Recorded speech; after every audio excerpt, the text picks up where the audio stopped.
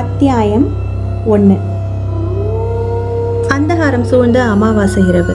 அடர்ந்த மையிருட்டாய் வானம் துளி கூட பிசகாமல் மை பூசியிருந்தது. அடர்ந்த கருவேலங்காட்டு பகுதியை அடுத்த பெரிய ஆலமரம், அதன் அருகே சலசலத்து ஓடும் ஆறு, கோட்டான்களின் சத்தமும் ஆற்றின் சலசலப்பும் காற்றின் ஊளை சத்தமும் கரி இருட்டும் அந்த இடத்தை பயங்கரமாக்கி கொண்டிருந்தது. இவை எல்லாவற்றையும் மீறி ஒரு விம்மல் சத்தம் கேட்க ஆரம்பித்திருந்தது. அது ஆண் குரலா பெண் குரலா என சொல்ல முடியாதபடி அமானுஷ்யம் கலந்து ஒலித்தது. கொஞ்சம் கொஞ்சமாக அந்த சத்தம் வளர்ந்து இறுதியில் பெயர் தெரியாத ஒரு மிருகத்தின் ஒலியாக மாறியது. சற்று நேரத்திற்கெல்லாம் அந்த ஆற்றுக்குள்ளிருந்து ஒரு கருப்பு உருவம் நீரை கிழித்து கொண்டு மேலெழும்பி மேலே வந்து மிதந்தபடி நிற்க ஆரம்பித்தது. என்று கத்தியபடியே விற்றென அந்த இடத்தை விட்டு அப்படியே பறந்தது அந்த உருவம். பழி உணர்ச்சி அதன் கண்களில் தாண்டவமாடியது. அத்தியாயம் 2. ஆந்திராவிலிருந்து சென்னை நோக்கி வந்து கொண்டிருந்தான் அவன் தன் வெளிநாட்டுக்காரு. இடையில் எதிர்பட்ட ஒரு 5 ஸ்டார் பஃபே ரெஸ்டாரண்டில் அவள் அவனுக்கு அறிமுகமாகி இருந்தாள். அளவுக்கு அதிகமான மதுவை உட்கொண்டு விட்டு டிஸ்கோ ஆடினர் இருவரும். அவன் சதீஷ் மித்ரா, சென்னையின் ஒரு பெரும்புள்ளியின் மகன். அவளது நளினம் அவனை மயக்கி இருந்தது. வருகிறாயா, ஒரு லாங் டிரைவ் போகலாம் கேட்டான். அவள் உதட்டை சுழித்து யோசித்தாள். எவ்வளவு தூரம்? சென்னை வரை. சொல்ல முடியாது, 2 நாள் கூட நீ என் கூட இருக்க வேண்டி வரலாம். என்ன, வருகிறாயா என்னுடன் என்றவன் தன் கிரெடிட் கார்டை எடுத்து அவள் கையில் திணித்தான். பின் நம்பர் சொன்னான். நீ திரும்புகிற வர இது உனக்கு சொந்தம். என்ன சொல்கிறாய்? அவள் கண் சிமிட்டினாள். ரைட் ரைட் என்றாள் விசில் எடுத்தபடியே. ஒருவரை ஒருவர் அணைத்தபடி அவன் காருக்கு வர அவர்களுக்கு செக்யூரிட்டியின் உதவி தேவைப்பட்டது. பத்ரங்கா போய்ஷிரண்டா சார் என்று ஆடிக்கொண்டிருந்த அவர்களை காருக்குள் திணித்துவிட்டு சல்யூட் அடித்தான் அந்த செக்யூரிட்டி. காரை தடுமாற்றத்துடன் கிளப்பி போகும்போது எதையோ காவலாளியை நோக்கி தூக்கி எறிந்தான் அவன். காற்றில் பறந்து கீழே விழுந்தது அது. ஓடி வந்த காவலாளி அதை எடுத்து பார்த்தான். 2000 ரூபாய் நோட்டு ஒன்று. ரூபாய் நோட்டையும் அங்கும் இங்கும் தடுமாறியபடி செல்லும் காரையும் மாறி மாறி பார்த்தான். மனதுக்குள் முனகினான். ஆண்டவா, இவன் போறத பார்த்தா 2 பேர் மேலேயாவது காரை ஏத்தாம போக மாட்டான் போல இருக்கே. காரின் ஸ்பீடாமுள் 80 தொட்டு தாண்டி கொண்டிருந்தது. காரில் அவன் பக்கத்தில் அவள். இருவரும் பீச்சி இருந்த அதீதமான வெளிநாட்டு பெர்ஃப்யூம் வாசனைகளை தாண்டி மதுவின் நாற்றம் மூடப்பட்டிருந்த அந்த ஏசி காரினுள் கலந்திருந்தது. ரீத்து என்றான் அவன் அவளை கிரக்கமான குரலில். என்றாள் ஹஸ்கி வாய்ஸில் ரீத்து என்ற அவள். ஒரு கிஸ் கூட. எங்கே? சிரித்து கொண்டே கேட்டாள். இப்போதைக்கு கன்னத்தல என்றபடி அவன் கன்னத்தை காட்ட அவள் முத்தமிட நெருங்கும் சமயம் தன் முகத்தை அவளை நோக்கி திருப்பினான் அவன். அவள் நாட்டி என சினுங்கிக் கொண்டே நெருங்க, அதே சமயம் ரோட்டை பார்த்துவிட்டு ஏய் அங்க பாரு, குறுக்கு யாரோ வர்றாங்க என பதறி கத்த அவன் திரும்பி பார்த்து சுதாரித்து பிரேக் போடுவதற்குள் டமார் என்ற சத்தம். யார் மேலேயோ காரை ஏற்றிவிட்டது நன்றாக தெரிந்தது அவனுக்கு. அத்தியாயம் 3. வர்ணம் சிதைந்து தூசி படிந்த ஓவியம் போல இருந்தாள் அந்த பெண். வடக்கத்திய முகம், மார்பொடு துணியை தொட்டிலாக்கி தன் கை குழந்தையை அதில் கட்டியிருந்தாள். எண்ணெய் காணாத தலை, ஒட்டிய கன்னங்கள், ஒட்டிய வயிறு, கண்ணீர் கோடுகள் காய்ந்து போன கன்னம். அந்த டீக்கடையின் முன் நின்று கை ஏந்தி கொண்டிருந்தாள். பையா பையா தோடா தூத் தேதோ பையா என்று பரிதாபமாக கெஞ்சி கொண்டிருந்தாள். மேரே பச்சாக்கோ தோடா தூத் பையா. தமிழ் மண்ணுக்கு சம்பந்தமில்லாத பளிர் வெள்ளை நிறத்தில் இருந்தவளை டீ குடித்து கொண்டே சிகரெட் பிடித்து கொண்டிருந்த அந்த இருவரும் கண் கொட்டாமல் பார்த்து கொண்டிருந்தனர். அதில் ஒருவன், ஏண்டா மாமு, நார்த் இந்தியாவில் தான் பிச்சைக்காரிங்க கூட என்ன கலர்ல என்றதும் டீ கடைக்காரர் அவர்களை பார்த்து முறைத்துவிட்டு சிறிது பால் எடுத்து கெஞ்சி கொண்டிருந்த அவளிடம், ஏமா பால் புட்டி வச்சிருக்கிறியா என்றதும் அவள் முகம் மலர்ந்து, இதோ இருக்குங்கண்ணா என்று தமிழில் சொன்னபடி அந்த பாத்திரத்தை நீட்டினாள். பாருடா மாமே, லட்டு தமிழ் பேசுது என்று கமெண்ட் அடித்தார்கள் அவர்கள். பாலை பாத்திரத்தில் ஊற்றிவிட்டு 5 ரூபாய் காசும் ஒரு பன்னும் அவளுக்கு கொடுத்துவிட்டு போ சீக்கிரம் என்று விரட்டினார் அந்த டீ கடைக்காரர் அவளை. சுக்ரியா பையா என்று அவனை வணங்கிவிட்டு பன்னை கடித்து கொண்டு பால்வாளியை கையில் பிடித்தபடி நடந்து கொண்டிருக்கும் அவளையே பார்த்து கொண்டு நின்றிருந்தனர் அந்த இருவரும். ஏனுங்க டீ கடைக்காரரே, இந்த பொண்ணு டெய்லியும் இங்கே வருதே, எந்த ஏரியா அது? புதுசாக இருக்கு. தெரியாது.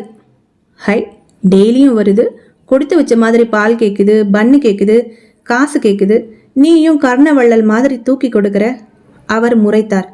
அந்த பொண்ணு காசெல்லாம் கேட்காது, குழந்தைக்கு பால் தான் கேட்கும். தப்பாரு மாமே. அந்த பொண்ணை பற்றி சொன்னதும் ஐயாவுக்கு கோபம் பொத்துக்கிட்டு வருது என சிரித்தனர். கடைக்காரர் அவர்களை முறைத்தார். ஏன்பா தம்பிங்களா, டீ குடிச்சிட்டீங்கல்ல, இடத்த காலி பண்ணுங்க என்றதும் அவர்கள் சிரித்து கொண்டே காசை கொடுத்து விட்டு நகர்ந்தனர். இதையெல்லாம் பார்த்து கொண்டிருந்த அங்கு உட்கார்ந்து வடையை மென்று கொண்டிருந்த ஒருவர், என்ன மாரியப்பா, ஏன் அவனுங்களை விரட்டுறதுலேயே குறியா இருக்க என்றார். காலி பசங்கப்பா அந்த பயலுங்க, அந்த பொண்ணவே நோட்டம் விட்டுட்டு இருக்கானுங்க 2 நாள்லாம். யார் அந்த பொண்ணு? ஏரியாவுக்கு புதுசாக இருக்கு. அந்த கொடுமையை ஏன் கேட்குற? இங்கே பக்கத்தில் தான் குடியிருந்தாங்க இந்த பொண்ணும் அவள் புருஷனும். அவனும் வடக்கத்திக்காரன்தான், ஆனால் தமிழ் நல்லா பேசுவான். பானிபூரி பேல்பூரின்னு கடை போட்டு தெரு தெருவாக விற்றுக்கிட்டு வருவாங்க 2 பேரும். குழந்தை உண்டானதும் அவன் மட்டும் வியாபாரத்துக்கு போயிட்டு வருவான். நம்ம கடையில் தான் டெய்லி டீ குடிப்பான். இந்த பொண்ணையும் அப்பப்போ கூட்டிகிட்டு வருவான். ஒரு நாள் வியாபாரத்துக்கு போயிட்டு வீடு திரும்பலை. நாள் பூரா பச்சை குழந்தையோட அழுதுகிட்டே தேடிக்கிட்டு இருந்தா அவனை. 2 நாள் கழித்து போலீஸ் வந்தாங்க. அவன் ஃபோட்டோவை காண்பிச்சு இவனை தெரியுமான்னு கேட்டாங்க. நானும் வீட்டை காண்பிச்சு என்னன்னு கேட்டேன். 2 நாளைக்கு முன்னாடி தான் அவன் தலையை நசுக்கி ரொம்ப கொடூரமாக கொலை செய்யப்பட்டிருக்கான்னு சொன்னதும் எனக்கு மயக்கமே வந்துடுச்சு. அப்புறம் அந்த பொண்ணு போய் மார்ச்சுவரியில் அவன் உடம்பை அடையாளம் காண்பிச்சு உடம்பை வாங்கிட்டு வந்துச்சு. பாவம், பச்சை உடம்பு, அழுது அழுது ஜன்னியே வந்துடுச்சு. நாங்கள் அக்கம் பக்கத்து ஆளுங்கள்லாம் சேர்ந்து தான் அவன் உடம்பை எரிச்சோம். அந்த பொண்ணை சொந்த ஊருக்கு போக சொன்னோம். ஆனால் அவள் போக மறுத்துட்டான்.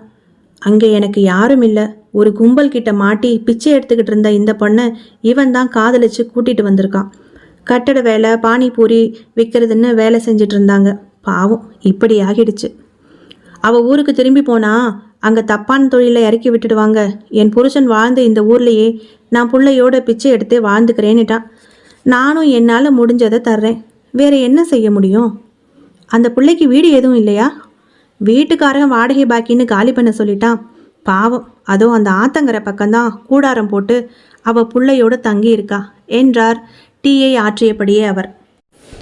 இங்கே இவர் இப்படி ஆற்றாமையுடன் பேசிக்கொண்டிருக்க, அங்கே ஆற்றங்கரை போகும் வழியில் அந்த 2 ரவுடி பயல்களும் நடந்து கொண்டிருந்தனர் அந்த பெண்ணை தேடி. கண்களில் திருட்டுத்தனம் தாண்டவமாடியது. அதோ அங்கே அவள் ஒரு மரத்தடியின் கீழ் உட்கார்ந்து தான் வாங்கி வந்த பாலை தன் குழந்தைக்கு புகட்டி கொண்டிருந்தாள். வானம் மெல்ல மெல்ல இருட்டு கட்ட ஆரம்பித்தது. சுற்றுமுற்றும் பார்த்தபடியே அவளை நோக்கி அந்த 2 கைவர்களும் நடையை எட்டி போட்டனர்.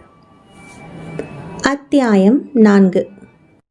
காரை சடன் பிரேக் அடித்து நிறுத்தினான் சதீஷ் மித்ரா. அருகிலிருந்த ரீத்துவுக்கு கை கால்கள் நடுங்க ஆரம்பித்தது. ஏமண்டி, నువ్వు ఇట్లా చేస్తావు, பார்த்து வந்திருக்கலாம்ல என்று பதறினாள். இவன் அலட்சியமாக அவளை பார்த்தான். ஹே கூல் பேபி, என்னோட டிரைவிங்கில் இதெல்லாம் சகஜம் என்றபடி காரை கிளப்ப முயல அவள் பதறி தடுத்தாள். என்ன இது சரிகா லேது, போய் அது யாரு, ஆனா பொண்ணா, உயிர் இருக்கான்னு பார்த்துட்டு வாங்க. உயிர் இருந்தால் ஏதாவது ஹாஸ்பிட்டலில் சேர்த்துட்டு நம்ம போயிடலாம் ப்ளீஸ் கெஞ்சினாள். அவன் தோள்களை குலுக்கி கொண்டான். உனக்காக பார்க்குறேன் என்றபடி விசில் எடுத்துக்கொண்டே காரை விட்டு இறங்கி சாவியை கைகளில் சுற்றி கொண்டே சாலையை பார்த்தபடி வந்து கொண்டிருந்த சதீஷ் மித்ரா டக்கென நின்றான். திடுக்கிட்டான். காரணம், அடிபட்ட இடத்தில் ஒருவரும் இல்லை. யாரோ மோதி கீழே விழுந்தார்களே என்று குழம்பினான். சுற்றுமுற்றும் பார்த்தான். எங்கும் நிசப்தம். 2 பக்கமும் ஒரே காடாக இருந்தது. சில்வண்டுகளின் ரீங்காரம் மட்டும் பெரிதாக கேட்டது. இரவு நேர குளிர்காற்றின் ஹம் என்ற ஓசை இதனுடன் கலந்து ஒலித்தது. குழம்பியவனாக திரும்பியவன் பெரிதாக அதிர்ந்தான். அங்கே அவன் நிறுத்திய இடத்தில் கார் இல்லை. எங்க காரு? காரை கிளப்பி கொண்டு போய்விட்டாளா? இல்லையே, காரின் சாவி என்னிடம் அல்லவா இருக்கிறது. அப்படியே காரை ஸ்டார்ட் செய்தாலும் சத்தம் கேட்காமலா இருக்கும்.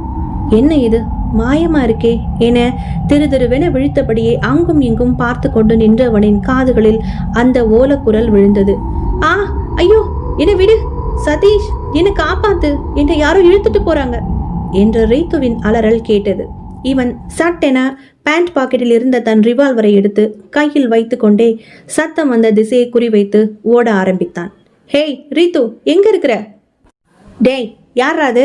விடுடாவல, கையில சிக்கினீங்க ஷூட் பண்ணிடுவேன் என்றபடி அந்த காட்டு பகுதிக்குள் தபதபவென ஓட ஆரம்பித்தான். சிறிது தூரம் ஓடியதும் நிலவு வெளிச்சத்தில் அந்த காட்சி தெரிந்தது அவனுக்கு. அதை பார்த்தவன் அப்படியே விக்கித்து போனான். காரணம், சிறிது தூரத்தில் ரீத்து யாரும் இல்லாமலேயே யாரோ தலைமுடியை பற்றி இழுப்பது போல் தரையில் தரதரவென இழுக்கப்பட்டு போய்கொண்டே இருந்தாள். அத்தியாயம் 5. அந்த வடக்கத்திய பெண் தன் குழந்தைக்கு பாலை புகட்டிவிட்டு அதனை தூக்கியபடியே எழுந்து திரும்பியவள் அதிர்ந்தாள். யமகிங்கரர்கள் போல நின்றிருந்த அந்த இருவரும் பார்வையில் பட்டனர். அவளுக்கு நெஞ்சை அடைத்தது. அச்சம் முகத்தில் பரவியது. கோன் ஹே ஆப் என்றாள் திக்கியபடியே. நம்மளுக்கு ஹிந்தி நகி மாலும் லடுக்கி என்றபடியே ஒருவன் அவளை நெருங்கினான். அச்சத்தில் அப்படியே 2 அடி பின்னால் நகர்ந்தவள் திடீரென பக்கவாட்டில் பாய்ந்து ஓட ஆரம்பித்தாள். இதை எதிர்பார்க்காத அவர்கள் இருவரும் திகைத்து பின் சுதாரித்து அவளை விரட்ட ஆரம்பித்தனர். மருண்டு மிரண்டு ஓடிய அவளை மிக எளிதில் மடக்கினார்கள். அவளிடமிருந்து குழந்தையை கதற கதற புடுங்கினான் ஒருவன். சோடுதோ முஜே, சோடுதோ, விடுடா, மேரே பச்சா என கதறியவளின் கன்னத்தில் ஓங்கி அரைந்து அவளை கீழே தள்ளினான் இன்னொருவன். துடித்து போய் அலங்க மலங்க விழுந்தாள் அவள். குழந்தையை பக்கத்திலிருந்த புதரில் வீசினான் அவன். நல்ல வேளையாக குழந்தை விழுந்த இடம் புல் மண்டிய இடம். விழுந்த குழந்தை அதிர்ச்சியில் விழித்து கொண்டு வீறிட்டு அழ ஆரம்பித்தது. அவர்கள் வேட்டை நாய்களைப் போல் நெருங்க நெருங்க அவள் தரையில் நகர்ந்து நகர்ந்து பின்னோக்கி போய்க் கொண்டிருந்தாள். அவர்களை நோக்கி கையெடுத்து கும்பிட்டாள் கண்ணீருடன். குழந்தையின் அழுகுரல் கேட்டு எழ முயன்றவள் மேல் பாய்ந்தான் ஒரு கிராதகன். இன்னொருவன் இழுத்தபடி நின்று கொண்டிருந்தான் பக்கத்தில். அப்போது திடீரென அவளிடமிருந்து விருட்டென உருவப்பட்டு பிடுங்கி எறியப்பட்டவன் போல எகிரி போய் விழுந்தான் அவள் மேல் விழுந்தவன். கீழே விழுந்த அவன் அப்படியே சுவற்றில் வேகமாக பலம் கொண்ட மட்டும் மோதப்பட்டான். மீண்டும் பின்னோக்கி இழுக்கப்பட்டு மீண்டும் மீண்டும் சுவற்றில் பலமாக மோதப்பட்டான் அவன். இப்போது அவன் மண்டை சுவரில் மோதிய வேகத்தில் உடைந்து ரத்தம் நெது நெதுவென வெளிக்கொட்ட ஆரம்பித்தது. வாயிலிருந்த பற்கள் எல்லாம் தெரித்து விழுந்தன. எலும்புகள் சடசடவென முருக ஆரம்பித்தன. உடல் ஒரு பொம்மை போல துவண்டு தொங்கியது. அப்படியே அந்த உடல் கரகரவென சுற்றப்பட்டு ஆற்று நீரில் போய் தொப்பென விழுந்தது. இதையெல்லாம் விழிகள் தெரித்து விடும்படி பார்த்து கொண்டிருந்த இன்னொருத்தன் அப்படியே பின்னால் நகர்ந்து திரும்பி பார்த்தபடி பீதியில் ஓட ஆரம்பித்தான். ஓட ஆரம்பித்தவன் அப்படியே அந்தரத்தில் மிதந்து நடு ஆற்றின் மேல் நகர்ந்து வந்து நின்றான். கை கால்களை உதறியபடியே பரப்பிக்கொண்டு அவன் கத்தின கத்தல் அவன் காதுக்கு கூட எட்டவில்லை. அப்படியே அவன் தலை தண்ணீருக்குள் முங்கி முங்கி எழ ஆரம்பித்தது. 4வது முங்கலில் அவன் தலை மேலே எழும்பவே இல்லை. பீதி முகத்தில் பரவ அந்த பெண் அப்படியே மயக்க நிலைக்கு போனாள். குழந்தை மட்டும் அழுது கொண்டிருந்தது. சற்று நேரத்திற்கெல்லாம் மயக்கம் தெளிந்தது அவளுக்கு. சட்டென நடந்ததெல்லாம் நினைவுக்கு வர பதறிக்கொண்டே குழந்தையை தேடியவள் ஆச்சரியமடைந்தாள். குழந்தை அமைதியாக அவள் அருகே தூங்கிக் கொண்டிருந்தது. அத்துடன் அவள் அவளுடைய கூடாரத்தில் இருந்தாள். அவளுக்கு ஒன்றுமே விளங்கவில்லை. நடந்ததெல்லாம் ஒருவேளை கனவோ என குழம்பினாள். இல்லை, கனவில்லை என்பது கன்னம் எரிந்ததில் தெரிந்தது. கை கால்களில் சிராய்ப்பு உண்மைதான். அப்படியென்றால் தன்னையும் தன் குழந்தையையும் யாரோ இல்லை எதுவோ காப்பாற்றி இருக்கிறது. ஏதோ ஒன்று உரைக்க வேகமாக அந்த துணிப்பையை குடைந்து அதிலிருந்த அந்த புகைப்படத்தை வெளியே எடுத்தாள் அவள். அவள் கண்கள் கண்ணீரில் நனைந்தன. அது அவளது கணவன் பூபேந்தர் பாலின் புகைப்படம். அம்ருதா, எப்பவும் நான் உன் கூட தான் இருப்பேன் நீங்களே, ஒருவேளை இது உங்கள் ஆத்மாவின் வேலையா?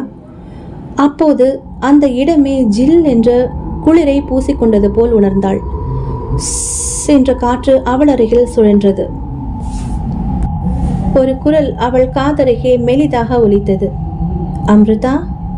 அவளுக்கு உடல் சிலிர்த்தது. மீண்டும் அம்ருதா என்றது அந்த அமானுஷ்ய குரல். சிறிது பயந்தாள். யாரு? அம்ருதா, நாளைக்கு நீ காலையில உன் பொட்டி படுக்கைகளை எடுத்து வச்சுட்டு தயாராயிரு. நீ குடியிருந்த வீட்டுக்காரரே வந்து உன்னை அழைச்சிக்கிட்டு போவார்.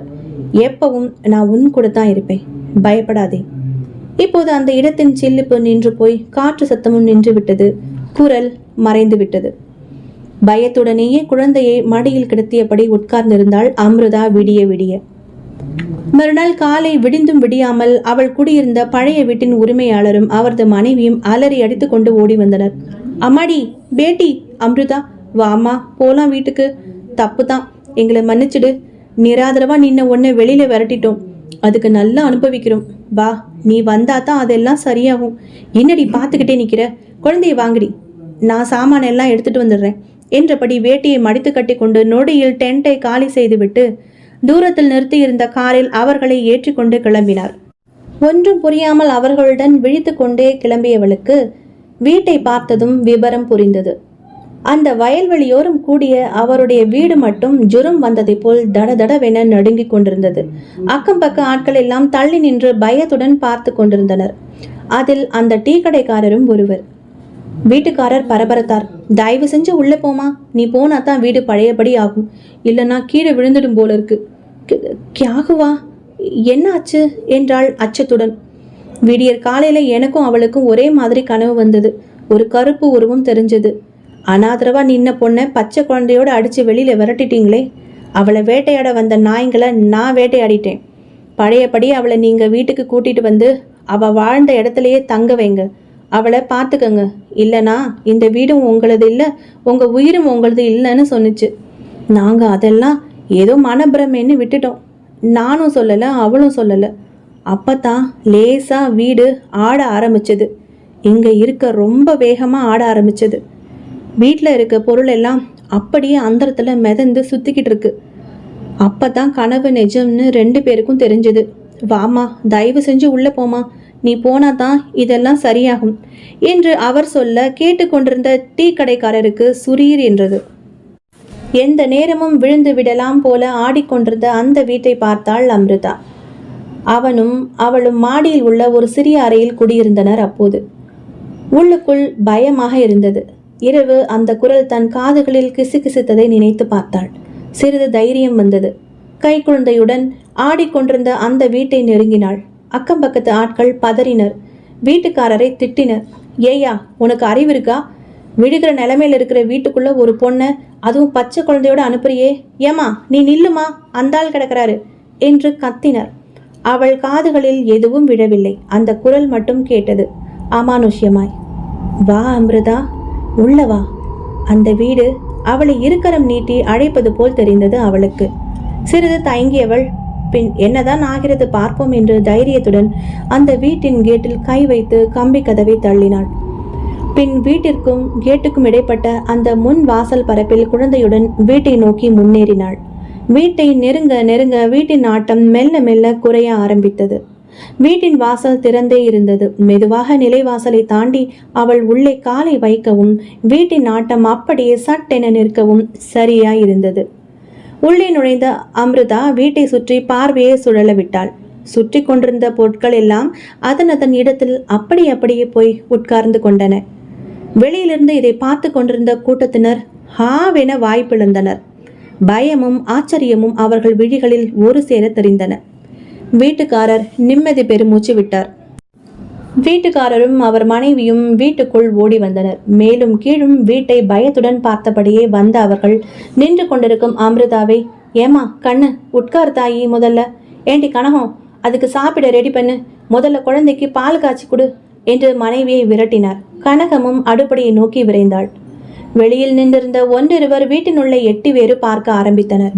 அவ்வளவு பெரிய கஞ்சன் அந்த வடக்கத்தி பிச்சைக்கார பெண்ணிடம் தயவாக உட்கார வைத்து பேசிக் கொண்டிருந்தது அவர்களை பொறுத்தவரையில் புதிது. என்னடா ஆச்சு இந்த ஆளுக்கு? உள்ளே வீட்டுக்காரர் ராமசாமியும் அம்ருதாவிடம், இதோ பாருமா, நடந்தது நடந்துச்சு. இந்த சின்ன வயசுல இந்த இழப்பு பெருசுதான். உன்னை கல்யாணம் பண்றதுக்கு முன்னாடி இருந்தே உன் புருஷன் இங்கே தான் தங்கியிருந்தான். எங்க பிள்ளைங்கள்லாம் கூட வெளிநாட்டில் இருக்கிறானுங்க. பிள்ளையாட்டம் எங்களுக்கு அவ்வளோ ஒத்தாசை பண்ணுவான். நானும் நல்லா வேலை வாங்கிக்குவேன். 3 ஆள் வேலை அவன் ஒருத்தனே செய்வான். அப்புறம் உன்னை கல்யாணம் பண்ணி கூட்டிட்டு வந்தான். நீயும் என் பொண்டாட்டிக்கு கூட மாட ஒத்தாசையா இருந்த. அவன் செத்து போனதும் நன்றி கேட்டத்தனமா உன்னை வாடகை கொடுக்க முடியாதுன்னு அடித்து துரத்துனதுக்கு தான் உன் புருஷன் சரியான தண்டனை கொடுத்துருக்கான். இனிமே நீ எங்கேயும் போக வேண்டாம் தாயி, இங்கனையே எங்கள் கூடவே இரு. உன் குழந்தைய நாங்கள் பார்த்துக்கிறோம். நாங்கள் நல்லா தூங்கி 1 வாரமாச்சு. கண்ணை மூடினாலே கெட்ட கெட்ட கனவாக வந்தது. எவ்வளவோ சாமி கும்பிட்டு பார்த்தோம், எதுவும் பலிக்கலை. உன் புருஷன் உன் கூடவே சாமியாக இருந்து காப்பாத்துறான்னு அப்போ தான் தெரிஞ்சுது. எங்களை மன்னிச்சிடுமா. உங்கள் கல்யாணத்துக்கு முன்னாடியே அவன் வேலை செஞ்சு கொஞ்சம் கொஞ்சமாக என்கிட்ட காசு சேர்த்து கொடுத்து வச்சது 1,00,000 சொச்சம் இருக்குது. அதை கூட உன்னை ஏமாற்றி தராமல் வச்சுக்க பார்த்தேன் என்றபடி உள்ளே சென்று அந்த பணப்பையை எடுத்து அமிர்தாவின் முன் வைத்தார் ராமசாமி. கண்களில் குற்ற உணர்ச்சி. நடப்பது எதையும் நம்ப மாட்டாமல் உட்கார்ந்திருந்தாள் அமிர்தா. இறந்த பின்பும் தன்னை தொடர்ந்து தன் கூடவே இருந்து தன்னையும் குழந்தையையும் காப்பாற்றும் தன் கணவனை நினைத்து கதறி கதறி அழ ஆரம்பித்தாள் அவள். அதே நேரம் தன் டீ கடைக்கு வந்து சேர்ந்ததும் போலீஸ் நடமாட்டத்தை பார்த்துவிட்டு என்னவென்று விசாரித்தார் டீ கடைக்காரர். அதை ஏன் கேட்குற? நேற்று உங்கூட சவடால் பேசிட்டு இருந்தானுங்களே அந்த ரவுடி பயலுங்க, அவனுங்க பொணம் ஆற்றுல மிதக்குதான். பார்க்கவே சகிக்கலையாம், ஒரே கோரம். அதான் போலீஸ் வந்திருக்கு. இவருக்கு பகீர் என்றது. அமிர்தாவை வேட்டையாட வந்தவர்களை தான் வேட்டையாடி விட்டதாக அந்த அமானுஷ்ய குரல் சொன்னதாக அந்த வீட்டுக்காரர் சொன்னது நினைவுக்கு வந்தது. அப்படியென்றால் அவருக்கு தலை சுற்ற ஆரம்பித்தது. அத்தியாயம் 6. அமானுஷ்ய உருவத்தால் தரையோடு தரையாக இழுக்கப்பட்டு கத்தி கொண்டிருந்தாள் ரீத்து. முதலில் திகைத்து போய் நின்றிருந்த சதீஷ் மித்ரா பின் சுதாரித்து கொண்டு தன் ரிவால்வரை எடுத்து கண்ணுக்கு தெரியாத அந்த உருவத்தை நோக்கி டப் டப் என சுட ஆரம்பித்தான். குண்டு எங்கெங்கோ அந்த நிசப்தத்தை கிழித்து கொண்டு காற்றில் விஷ் விஷ் என பாய்ந்தது. இப்போது நிசப்தம் சுற்றிலும். தரையில் பார்த்தான். ரீத்து அந்த இரட்டில் ஒரு கருப்பு துணியாய் தரையில் கிடந்தாள். மெல்ல அவள் அருகில் சென்று குனிந்து அவளை தொட்டான். ரீத்து. அவளிடம் எந்த பதிலும் இல்லை. உலுக்கினான். பதிலில்லை. மீண்டும் மௌனம். அசைவில்லை. செத்து விட்டாளா? குப்புற விழுந்திருந்தவளை அப்படியே மல்லாக்க புரட்டினான். முகமெங்கும் தரையில் உராய்ந்ததால் கல்லும் முள்ளும் பட்டு ஒரே இரத்த கலரியா இருந்தது. இது இது ரீத்துவா? அவன் குழம்பினான். இது ரீத்து இல்லை. இது அவனுக்கு அந்த முகம் நினைவுக்கு வந்தது. இந்த முகம். அப்போது மூடியிருந்த அவளது கண்கள் பட்டென திறந்து கொண்டது. அலறிக்கொண்டே தூக்கி எறியப்பட்டவன் போல பின்னால் போய் விழுந்தான் சதீஷ் மித்ரா. ஏனெனில் அந்த கண்கள் இருக்கும் இடத்தில் 2 குழிகள். அதிலிருந்து கோடாய் ரத்தம் வழிந்து உடலை நனைத்து கொண்டிருந்தது. அப்படியே அவள் அந்த உருவம் எழும்பி கைகளை நீட்டிக்கொண்டு மிதக்க ஆரம்பித்தது காற்றில். இவனுக்கு இதயம் வாய் வரை வெளியே வந்தது போல் இருந்தது. யார் நீ? பேய் பேய் குழறினான். நான் யாரா? பயங்கர சிரிப்பு அவனை சுற்றியடித்தது. நீலாம்பூர் ஞாபகம் இருக்கா? 3 மாசத்துக்கு முன்னாடி ஒரு மழை நாள் ஞாபகம் இருக்கா? இருக்கா என கத்தியது அந்த உருவம் கர்ண கடூரமாய். இவனுக்கு ஞாபகம் வந்தது. ஓ மை காட், நீயா என்று அவன் மிரண்டபடி பின்வாங்க அவன் நின்றிருந்த இடத்திற்கு சற்று தள்ளி அருகிலிருந்த அந்த மரத்தில் பிணைந்திருந்த காட்டுக்கொடிகள் ஒன்றோடொன்று தானாக பின்னிக்கொண்டு சரசரவென மரத்திலிருந்து கீழே இறங்கி தரையில் ஊர்ந்து ஊர்ந்து ஓட ஆரம்பித்திருந்த சதீஷ் மித்ராவின் கால்களை பற்ற தடால் என கீழே விழுந்தான். விழுந்த அவனின் உடல் முழுசும் அந்த காட்டுக்கொடிகள் சுற்றி கொண்டு உடலை ஒரு மலைப்பாம்பு போல் இருக்க ஆரம்பித்தன. எலும்பெல்லாம் சடசடவென நொறுங்க ஆரம்பித்தது. கடைசியில் கழுத்து எலும்பு நெறிப்பட்டு குரல் வளை உடைய துடித்து துடித்து அவன் உடல் அடங்கியது கொஞ்ச நேரத்திற்கெல்லாம். இதையெல்லாம் அந்தரத்தில் மிதந்தபடி பார்த்து கொண்டே இருந்த அந்த உருவம் பெருங்குரல் எடுத்து ஹாவென தன் பற்கள் நீண்ட கோரமான வாயை திறந்து கத்த ஆரம்பித்தது. எதையோ சாதித்துவிட்ட ஆனந்தம் அதன் குரலில். அத்தியாயம் 7. குடித்து கொண்டிருந்த தன் கிளாஸ் டம்ளரை தூக்கி எறிந்தார் சந்தீப் மித்ரா, சதீஷ் மித்ராவின் தந்தை. பெரிய புள்ளி ஊரில் பெருவாரியான அரசியல் செல்வாக்கு உண்டு அவருக்கு, மத்தியிலும் மாநிலத்திலும். எதிரில் டிஎஸ்பி தலையை தொங்க போட்டுக்கொண்டு உட்கார்ந்திருந்தார். சந்தீப் மித்ரா தன் எருமை மாட்டு தொண்டையில் கத்தினார். என் பையன் செத்து இன்னையோட 2 வாரம் ஆயிடுச்சு. கொலை பண்ணவன் யாருன்னு உங்களால் இன்னும் கண்டுபிடிக்க முடியலையா? மாதம் பிறந்தா உங்கள் டிபார்ட்மெண்ட்டுக்கு மட்டும் 5 லட்சம் அழுகுறேனே. எதுக்கு மேன் ஏதாவது இக்கட்டு வந்தால் காப்பாற்ற, எங்களுக்கு ஏதாவது பிரச்சனைனா அதை உடனே சால்வ் பண்ணுறதுக்கு தானே. என் ஒரே பையன் துடிச்சு செத்துருக்கான். அதை பண்ணின ஸ்கவுண்டல் யாருன்னு இன்னும் உன் துரு பிடிச்ச டிபார்ட்மெண்ட்டால் கண்டுபிடிக்க முடியலையா?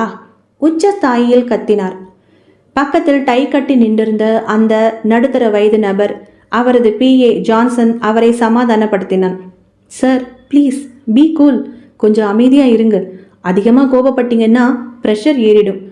உங்களுக்கு நல்லது இல்லை கொஞ்சமும். நான் பேசிக்கிறேன் அவர்கிட்ட. சார் நீங்கள் வாங்க என்றதும் நாய்க்குட்டி போல் அந்த ஜான்சன் பின்னாடி நடந்தார் அந்த மாவட்ட DSP.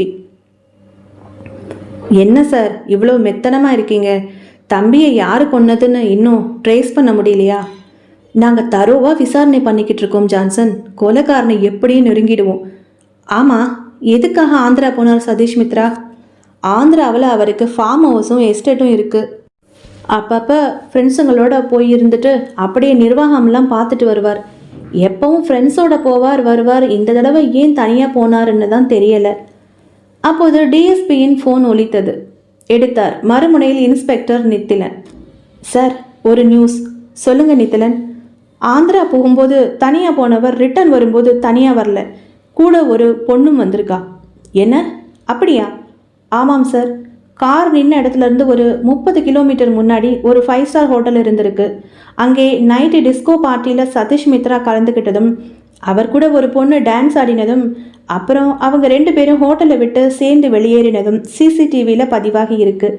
நல்ல போதையில் இருந்த அந்த பொண்ணையும் சதீஷ் மித்ராவையும் ஹோட்டல் செக்யூரிட்டி தான் கூப்பிட்டுட்டு வந்து காரில் வழி அனுப்பி வச்சிருக்கார். விசாரணையிலே தெரிய வந்தது.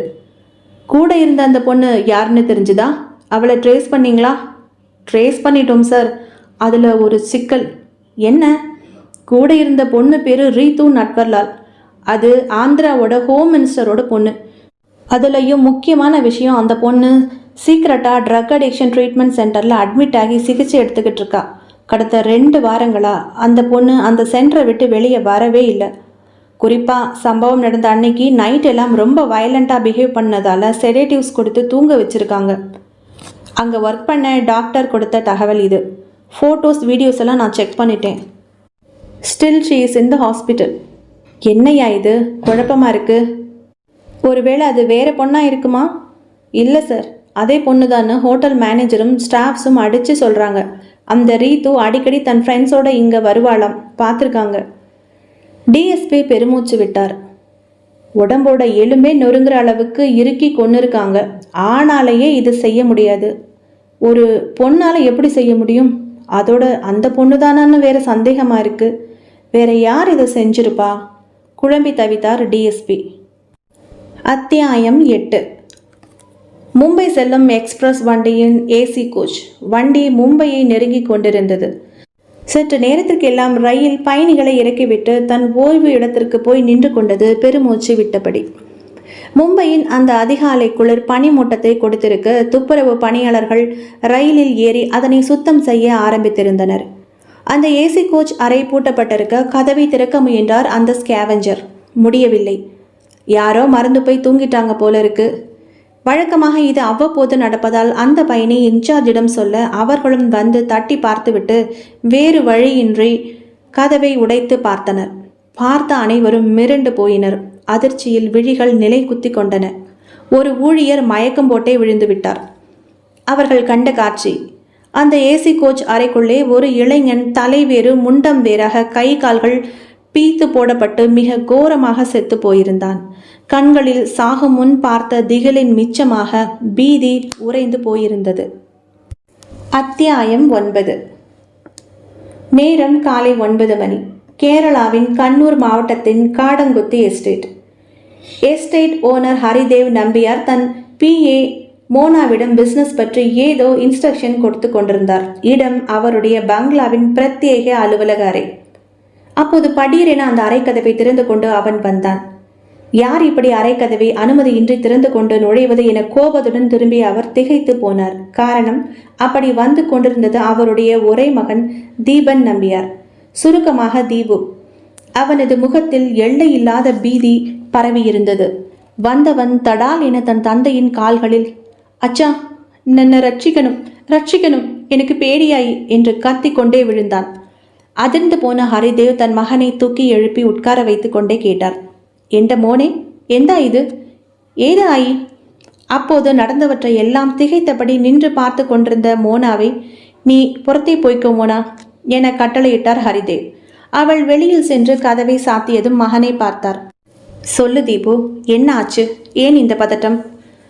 அவருக்கு அவனது இந்த பதட்டம் புதிது. தாய் இல்லாத அவனை செல்லம் கொடுத்து வளர்த்தாலும் சில விஷயங்களில் கண்டிக்கத்தான் செய்தார். கல்லூரி படிப்புக்காக சென்னை சென்ற பின் அவன் சகவாசம் அவ்வளவாக அவருக்கு பிடிக்கவில்லை. முக்கியமாக அந்த 3 பேரும் அவனுடைய நண்பர்கள் என இவன் அறிமுகப்படுத்திய போது அவர்களை அவருக்கு சுத்தமாக பிடிக்கவில்லை. அவர்கள் மூவருமே பெரிய எடுத்து பிள்ளைகள்தான். இன்றைய நவீன இளைஞர்களுக்கு உண்டான அத்தனை கெட்ட பழக்கங்களும் அவர்களுக்கு உண்டென்று நொடியில் புரிந்து கொண்டது அவர் மூளை. மகனிடம் சொல்லியே வைத்தார். மோனே, தீபு, பசங்களெல்லாம் நல்லவங்களாயிட்டு தெரியலை, கொஞ்சம் பார்த்து பழகு, என்ன மனசிலாயோ? அவன் தலையாட்டி வைத்தான். இப்போது கூட 3 மாதங்களுக்கு முன்பு ஊட்டி போய் விட்டு வந்தனர். வந்ததிலிருந்தே இவன் போக்கு சரியில்லை. விட்டத்தை பார்த்து கொண்டு உட்கார்ந்து விடுகிறான். சரியாக சாப்பிடுவதில்லை, பேசுவதில்லை, வெளியில் கூட போவதில்லை. இப்போது திடீரென காலில் விழுந்து காப்பாற்று என்கிறான். மீண்டும் கேட்டார். சொல்லுப்பா, என்ன விஷயம் என்றார் மெதுவான ஆனால் அழுத்தமான குரலில். அச்சா அச்சா, அவன் தவித்தான். எதுவானும் சொல்லு, ஞான் பார்த்துக்கிறேன். நாங்க ஒரு தப்பு பண்ணிட்டோம் டாடி என்றான் திக்கி திணறியபடியே. எதிர்பார்த்ததுதான். என்ன தப்பு பண்ணீங்க? யார் யார் பண்ணீங்க? நான், என் ஃப்ரெண்ட்ஸ் சதீஷ் மித்ரா, லோகேஷ், சௌகான் 4 பேரும் போன மாதம் ஊட்டிக்கு போயிருந்தோம் இல்லை? ஆமாம், ஊட்டியில் பார்ட்டி பண்ணிட்டு வர்ற வழியில் சொல்ல ஆரம்பித்தான் அவன். அத்தியாயம் 10. அந்த லக்ஸூரியஸ் கார் ஊட்டியிலிருந்து மேட்டுப்பாளையம் இறங்கி அவினாசி நோக்கி சென்று கொண்டிருந்தது. காரை ஓட்டி கொண்டிருந்தான் லோகேஷ். அருகில் தீபன், பின்னால் சதீஷ் மித்ராவும் சௌகானும் மது போதையில் மிதந்து கொண்டிருந்தார்கள். சௌகான் லோகேஷின் தோளை தட்டினான். டே மாமு, கொஞ்சம் சரக்கு போடுறியா? வேணாம், தலையசைத்தான் லோகேஷ். மால் கூட வேண்டாமா? டே, கடுப்பேத்தாதீங்கடா, டிரைவ் பண்ணணும்ல. எல்லாரும் மட்டை ஆயிட்டா அப்புறம் யாரு தான் வண்டி ஓட்டுறதான்? சதீஷ் மித்ரா சிரித்தான். என்ன மாமு, அதுக்கு தான் நம்ம சேட்டான் கூட வர்றான்ல, அந்த நல்ல மனுஷன் டிரைவ் பண்ணுவான். வா, மால் இன்னைக்கு செம்மையா இருக்கு, ஒரு இழுப்பு இழு. லோகேஷ் தீபனை பார்த்தான். எந்தா சேட்டா, வண்டி ஓட்டுறியா? உளுந்தூர்பேட்டை வரைக்கும்.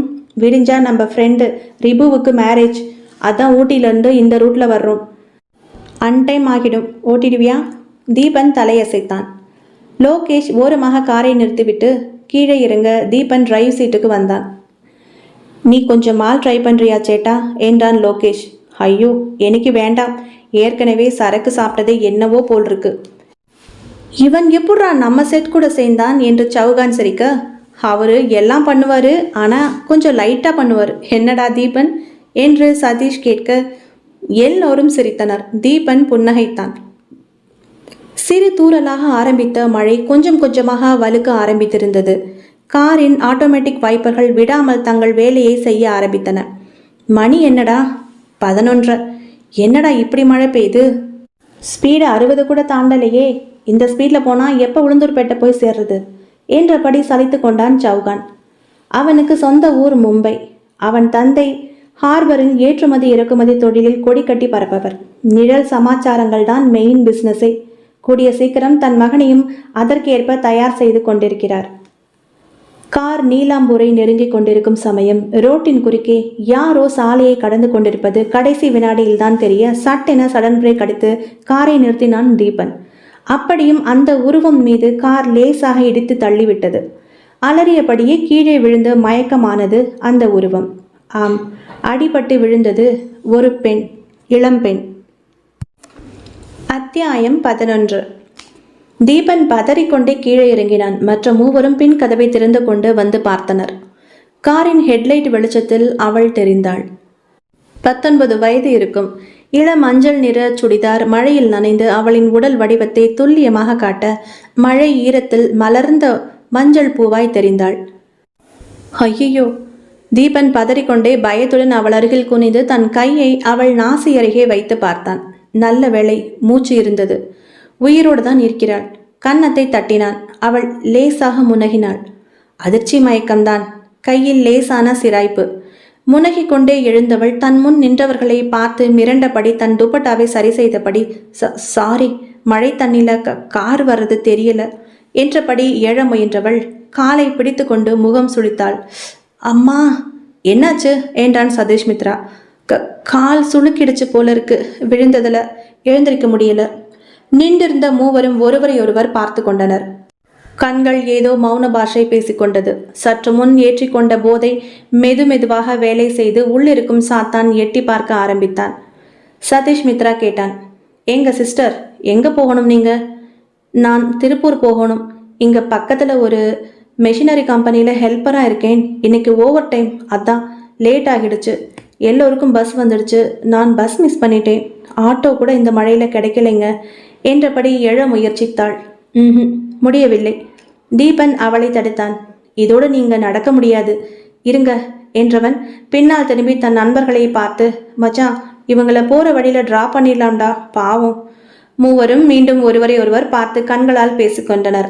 இப்போது லோகேஷ், ஓகே சிஸ்டர், நீங்க முன்னாடி ஏறுங்க. டே தீபு, காரை நான் டிரைவ் பண்றேன். அவள் தயங்கினாள். இல்லைங்க, அது சரியா வராது. நீங்க போங்க, எப்படியாவது ஒரு பஸ் நிற்கும் இங்க, நான் போய்க்குவேன். அட, மழையில ரோடெல்லாம் வெள்ளமா தண்ணி ஓடிட்டு இருக்குங்க. நாங்களே ரொம்ப மெதுவாக தான் வந்தோம். பாருங்க, எந்த பஸ்ஸும் நிற்காம போறது. ஏறுங்க சிஸ்டர், உங்களை உங்க இடத்துல இறக்கி விட்டுட்டு கிளம்புறோம். எங்களுக்கும் லேட் ஆகுது பாருங்க, அவசரப்படுத்தினான் சௌகான். வேறு வழியின்றி எழ முயன்ற அவளை சதீஷ் மித்ராவும் சௌகானும் சேர்த்து பிடித்து தூக்கினர். அவளை தொட்டதும் அவர்களுக்குள் அனல் அடிக்க ஆரம்பித்தது. முன் சீட்டில் உட்கார வைக்கப்பட்டாள் அவள். காரின் ஏசையும் மழையின் ஈரமும் சேர்ந்து அவள் உடல் வெடவெடுத்தது. என்னங்க, குளிருதா? இந்தாங்க என்றபடி தீபன் தன் சால்வை எடுத்து அவளிடம் தந்தான். தேங்க்ஸுங்க என்றபடி அதை வாங்கி கொண்டு போர்த்தி கொண்டாள் அவள். உங்க பேர் என்னங்க? சதீஷ் மித்ரா கேட்டான். என் பேர் மயூரி. அப்பா இல்லை, அம்மா மட்டும்தான். அம்மா வீட்லேயே தையல் மிஷின் போட்டு தைக்கிறாங்க. நான் 12th வரைக்கும் படித்தேன், அப்புறம் படிப்பு வரல. அதான் இந்த ஃபேக்ட்ரிக்கு வேலைக்கு வந்துட்டுருக்கேன். வேலைக்கு வந்து 2 வருஷமாகுது என்றவள் அப்போதுதான் கவனித்தாள். கார் மெயின் ரோட்டை தாண்டி பக்கவாட்டில் ஒரு மண் பாதையில் திரும்புவதை. துணுக்குற்றாள். என்னங்க, கார் எங்கேயோ போகுதுங்க, மெயின் ரோட்ல எல்லாம் போகணும். லோகேஷ் சிரித்தான். இது உங்க ஊருக்கு ஷார்ட் கட்டுங்கோ மயூரி. மயூரி பதட்டமானாள். இல்லை, ஏதோ தப்பா தெரியுது, என்னை இறக்கி விடுங்க. அவன் எதுவும் பேசாமல் வண்டி ஓட்டவே அவள் கோபமாகி கார் கதவை திறக்க முயன்றாள். முடியவில்லை. சௌகான் சிரித்தான். நோ பேபி, அதை டிரைவர் சீட்டில் இருக்கிறவங்க மட்டும்தான் திறக்க முடியும். அவள் பயத்தில் உறைந்து போனாள். நான் எங்கள் வீட்டுக்கு போகணும், ப்ளீஸ் என்னை எங்கேயாவது இறக்கி விட்டுடுங்க. கார் அந்த ரோட்டின் வளைவை கடந்தது. சில வீடுகள் அங்கொன்றும் இங்கொன்றுமாய் மூடியிருந்த டீ கடைகள். அதில் ஒன்றில்தான் நின்றிருந்தான் அவன், தன் பானிபூரி தள்ளுவண்டியை வைத்து கொண்டு. மழைக்காக ஒதுங்கியிருந்தான் அவன். பூபேந்திரபால். அத்தியாயம் 12. திடீரென கண்களை கூச வைக்கும் ஒளியுடன் ஹெட்லைட் வெளிச்சம் கண்களில் பட்டு அந்த கார் அவனை கடந்து சற்று தூரத்தில் தெரிந்த ஒரு கன்ஸ்ட்ரக்ஷன் ஒர்க் நடக்கும் கோல்டன் நகர் பில்டிங் ஆர்ச்சுக்குள் நுழைந்தது. அந்த பானிபூரி இளைஞன் அந்த காரை இங்கிருந்தபடியே பார்த்து கொண்டே இருந்தான். இடியும் மின்னலும் அவ்வப்போது வெளிச்சத்தையும் இரைச்சலையும் கொடுத்து கொண்டிருந்தது. காரை நிறுத்திவிட்டு காரிலிருந்து அந்த இளைஞர்கள் இறங்கினர். அதில் ஒருவன் காரின் முன் சீட்டிலிருந்து யாரையோ வெளியில் இழுக்க முயன்றான். ஆனால் அந்த நபர் வர மறுக்க வலுக்கட்டாயமாக அவன் அந்த நபரை இழுக்க பார்த்தவன் திடுக்கிட்டான். அது ஒரு பெண். அவளது கூச்சல் மழை இரைச்சலையும் மீறி இங்கு கேட்டது இவனுக்கு புரிந்துவிட்டது. தப்பாக ஏதோ பண்ண போகிறார்கள். கடவுளே! அந்த பெண் அவர்களின் காலில் விழுந்து கெஞ்சி கொண்டிருந்தாள். மொத்தம் 4 இளைஞர்கள். அதில் ஒருவன் அவர்களிடம் ஏதோ வாக்குவாதம் செய்து கொண்டிருந்தான். ஆனால் அவர்கள் மூவரும் அதனை லட்சியம் செய்யாமல் அவளை இழுத்து கொண்டு அங்கே பாதி கட்டி முடிக்கப்பட்ட ஒரு கட்டிடத்தினுள் நுழைந்தனர். பார்த்து கொண்டே இருந்த பானிபூரி இளைஞன் பக்கத்தில் இருந்த 1-2 வீடுகளின் கதவை தட்டினான். சாப் சாப் என்று கத்தினான். யாரும் கதவை திறக்கவில்லை. மழையின் இரைச்சல், மின்சாரம் இல்லை, பயனில்லை. அவன் அந்த கட்டிடத்தை நோக்கி ஓடினான். அதற்குள் அந்த பெண்ணின் கதறல் தொடங்க ஆரம்பித்திருந்தது. உள்ளே வந்த அவன் அந்த பெண் தவழ்ந்து தவழ்ந்து வெளியே செல்ல முயல்வதையும் 3 பேரில் ஒருவன் அவளது தலைமுடியை பிடித்து உள்ளே தரதரவென இழுத்து செல்வதையும் பார்த்தான். சரையலென உள்ளே வந்தான். இவர்கள் திகைத்தனர். சாப் சாப் ப்ளீஸ், வேண்டாம் சாப், விட்டுடுங்கோ சாப். அவர்களுக்கு ஆத்திரம் அதிகமானது. இவ எங்கிருந்துடா வந்தா? சௌகான் அந்த பானிபூரி இளைஞனை அப்படியே பின் வந்து முதுகில் எத்தினான். அவன் தரையோடு அப்படியே குப்புற விழுந்தான். அவனை சராமாரியாக அடிக்க ஆரம்பித்தார்கள். இதற்குள் சதீஷ் மித்ரா அங்கே ஒரு மூலையில் சாத்தி வைக்கப்பட்டிருந்த அந்த மண்வெட்டியை எடுத்து வந்து ஓங்கினான். தீபன் தடுத்தான். வேண்டாம், இப்படி பண்ணாதீங்கடா, வேணாண்டா, இது பாவம், 2 பேரையும் விட்டுடுங்க, நீ போட அந்த பக்கம் என்றபடி துவண்டு போயிருந்த பூபேந்திரபாலின் தலையில் மண்வெட்டியை வைத்து ஒரு போடு போட்டான். அவன் உடல் ஒரு தடவை துடித்தது. 1 தடவை, 2 தடவை, 3, 4வது தடவை அடித்ததும் அவனது உடல் துடித்து அடங்கியது. அலறக்கூட திராணியின்றி மயூரி ஒரு மூலையில் ஒடுங்கி போய் உட்கார்ந்திருந்தாள். காலில் ஏற்பட்ட சுளுக்கு அவளால் எங்கும் நகர விடாதபடி செய்திருந்தது. தனக்காக உயிர் விட்ட அந்த இளைஞனை கண்ணீரோடு பார்த்தாள். இதற்குள் லோகேஷ், சௌகான், சதீஷ் மித்ரா மூவரும் அவளை நெருங்க ஆரம்பித்திருந்தனர். இவளுக்குள் ஒரு தீர்மானம். இல்லை, இந்த கொடூரர்கள் கையில் தன் மானம் போகக்கூடாது. நொடியில் தீர்மானித்தவள் சரையலென விலகி ஓடி அங்கு மூலையில் இருந்த அந்த கடப்பாறையை எடுத்தாள். அவர்கள் திகைத்தனர். ஏய் வேண்டாம் என அவர்கள் பதற அவள் சிரித்தாள். வாழ்க்கை அஸ்தமிக்கும் சமயம் வரும் சிரிப்பு அது. டே பாவிங்களா, உங்க ஆசைக்கு நான் பலியாக மாட்டேன். அறியாம ஒரு உயிரையும் வாங்கியாச்சு. நானும் சாக போறேன். ஆனா உங்களில் ஒருத்தனை கூட நான் விடமாட்டேன். இது சத்தியம் என்றபடி அந்த நீண்ட கடப்பாறையை தன் நெஞ்சில் அப்படியே ஆக்ரோஷமாக செருகி கொண்டாள் மயூரி. அந்த நீண்ட கடப்பாறை அவளது நடுமார்பை துளைத்து கொண்டே பின் முதுகு வழியாக வெளியில் வந்தது. அலறக்கூட இல்லாமல் அப்படியே மண்டியிட்டு அமர்ந்தாள் அவள். அவளது பார்வை அந்த நால்வரையும் உள்வாங்கியது. கண்கள் இரத்த நிறமாயின. கையை உயர்த்தி அவர்களை நோக்கி ஆக்ரோஷமாக நீட்டினாள். விடமாட்டேன். அவ்வளவுதான். உயிர் பறவை பறந்து அவள் கை தொப்பென கீழே விழுந்தது. அத்தியாயம் 13. மண்டியிட்டபடியே நடுநெஞ்சில் பாய்ந்த கடப்பாறையுடன் உயிரற்ற அவளது வெறித்த விழிகளை பார்த்தபடி அதிர்ச்சியில் உறைந்து போய் நின்றிருந்தனர் நால்வரும். நொடியில் நடந்துவிட்டது. வெளியே மழையின் பேரிரைச்சல், காற்றின் சத்தம் இப்போது அவர்களுக்குள் ஒரு பயத்தை தோற்றுவித்திருந்தது. தீபன் கைகளால் தலையை அடித்து கொண்டு அழுதான். என்னடா, நான் தான் படிச்சு சொன்னேன்ல, ஏட்டா இப்படி பண்ணீங்க? எண்டே குருவாயிருப்பா. சுதாரித்து கொண்ட மூவரும் இப்போது விழிகள் விரிந்து இறந்து போயிருந்த அந்த வடக்கத்து இளைஞனான பூபேந்திரபாலின் விட்டுவிட்டு மயூரியின் உயிரற்ற சடலத்தை நெருங்கினர். கடப்பாறையை 2 பேர் சேர்ந்து நெஞ்சிலிருந்து சிரமப்பட்டு உருவினர். குபுக்கென ரத்தம் பீச்சு கொண்டு வெளிவந்தது. அவளை அப்படியே தூக்கி மூளையிலிருந்த ஒரு கோணிப்பையில் திணித்து கட்டினர். தூக்கி காரில் வைத்து கொண்டு கிளம்பினர். தீபன் கேட்டான், என்னடா செய்ய போறீங்க? நீ பேசாம வா, எல்லாம் உன்னாலதான். நொயின்னு பேசி எல்லாத்தையும் கெடுத்துட்டு எரிச்சலுடன் அதட்டினான் லோகேஷ். இடையில் மழை வெள்ளத்தில் கரை புரண்டு ஓடிக்கொண்டிருந்தது ஒரு சிற்றாறு. வண்டியை நிறுத்தி இறங்கி அந்த ஆற்றினுள் மயூரியின் உடல் இருந்த அந்த இரத்தத்தில் நனைந்த சாக்கு மூட்டையை அப்படியே வீசி எறிந்தனர். தீபன் வண்டியில் இருந்தபடி அவர்களை பார்த்து கொண்டிருந்தான். அச்சன் சொன்னது எவ்வளவு உண்மை. கொலைக்கும் அஞ்சாத பாதகர்கள் இவர்கள். இவர்களிடம் சகவாசம் வைத்து கொண்டதே பெரிய தவறு. இனி புலம்பி என்ன பயன்? பெரும் பாவத்தை செய்து தன்னையும் ஏற்க வைத்து விட்டார்கள். இறந்து போன அந்த பெண்ணின் வெறித்த பார்வை அவன் நெஞ்சை பிசைந்தது. நான் மட்டும் ரோட்டை பார்த்து ஒழுங்காக ஓட்டியிருந்தால் அந்த பெண் காரில் அடிபட்டிருக்க மாட்டாள். இந்த முடிவும் அவளுக்கு நேர்ந்திருக்காது. அவள் ஆத்மா என்னை மன்னிக்குமா? பாவம் அந்த வடநாட்டு இளைஞன். அநியாயமாய் அவனையும் கொன்றுவிட்டனர்.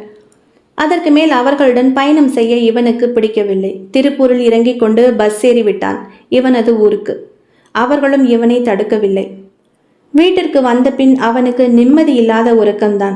கண்ணை மூடினால் அந்த வடநாட்டு வாலிபனும் நெஞ்சில் கடப்பாறையை ஏந்தி கொண்டு மண்டியிட்டு அமர்ந்து அவனையே வெறிக்க பார்த்த அந்த பெண்ணும் தான் வந்து போனார்கள். யாரிடமும் சொல்லக்கூடாது என போனில் அவனது நண்பர்கள் பாசமாய் ஆனால் அழுத்தமாய் எச்சரித்திருந்தனர். சில நாட்களாகவே அவனை யாரோ பின்தொடர்வது போல் உணர ஆரம்பித்திருந்தான் தீபன். அவன் இருக்கும் அறை திடீரென ஜில் என்று ஆகும். அப்போது அவன் அருகே யாரோ வந்து நிற்பது போன்றும் மூச்சு காற்று குளிராய் தன் மேல் படுவது போன்றும் உணர்வான். பீதியில் நடுங்க ஆரம்பித்தான் தீபன். சரியாக 15 நாட்களுக்கு முன்புதான் சதீஷ் மித்ரா கொலை செய்யப்பட்ட தகவல் தெரிந்தது. போய்விட்டு வந்தான். இப்போது அவன் நண்பன் சௌஹான் அவன் கண் முன்னாலேயே தலை வேறு கால் வேறாக பீத்து போடப்பட்ட காட்சியை பார்த்துவிட்டுத்தான் தன் தந்தையிடம் ஓடி வந்திருக்கிறான். ஆம், அன்று மும்பையில் அந்த ரயிலின் ஏசி கோச்சில் கோரமாக கிடந்த அந்த உடல் சௌஹானுடையது. முதல் நாள் இரவு 1:30 மணி இருக்கும். சதீஷ் மித்ராவின் மரணத்துக்கு வந்துவிட்டு இப்போதுதான் மும்பைக்கு திரும்பிக் கொண்டிருக்கிறான். அவனிடம் வீடியோ கால் பேசிக்கொண்டிருந்தான் தீபன். வழக்கம் போல புலம்பிக் கொண்டிருந்தான் சௌஹானிடம். என்ன இருந்தாலும் நீங்க பண்ணது தப்புடா. சௌஹான் எரிச்சலான குரலில் பேசினான். இத தேக்கோ சேட்டா, நீ இப்படி பயந்து சாகிறதுல அர்த்தமே இல்லை. நாம பண்ணது யாருக்குமே தெரியாது. தீபன் கத்தினான். நான் என்னடா பண்ணேன்? எல்லாம் நீங்க தானடா பண்ணீங்க. சௌஹான் கிண்டலாக சிரித்தான். டே பாமே, நீயும் அப்ப எங்க கூட தானே இருந்த. சொல்லப்போனா போதையில் காரை ஓட்ட தெரியாம ஓட்டி அந்த பொண்ணை அடிச்சு கீழே தள்ளினது நீதானே. தீபன் மௌனமாய் இருந்தான். அப்போது சௌஹான் தீபனிடம், ஏய் இருடா, யாரோ கதவை தட்டுறாங்க, லைன்லேயே இரு.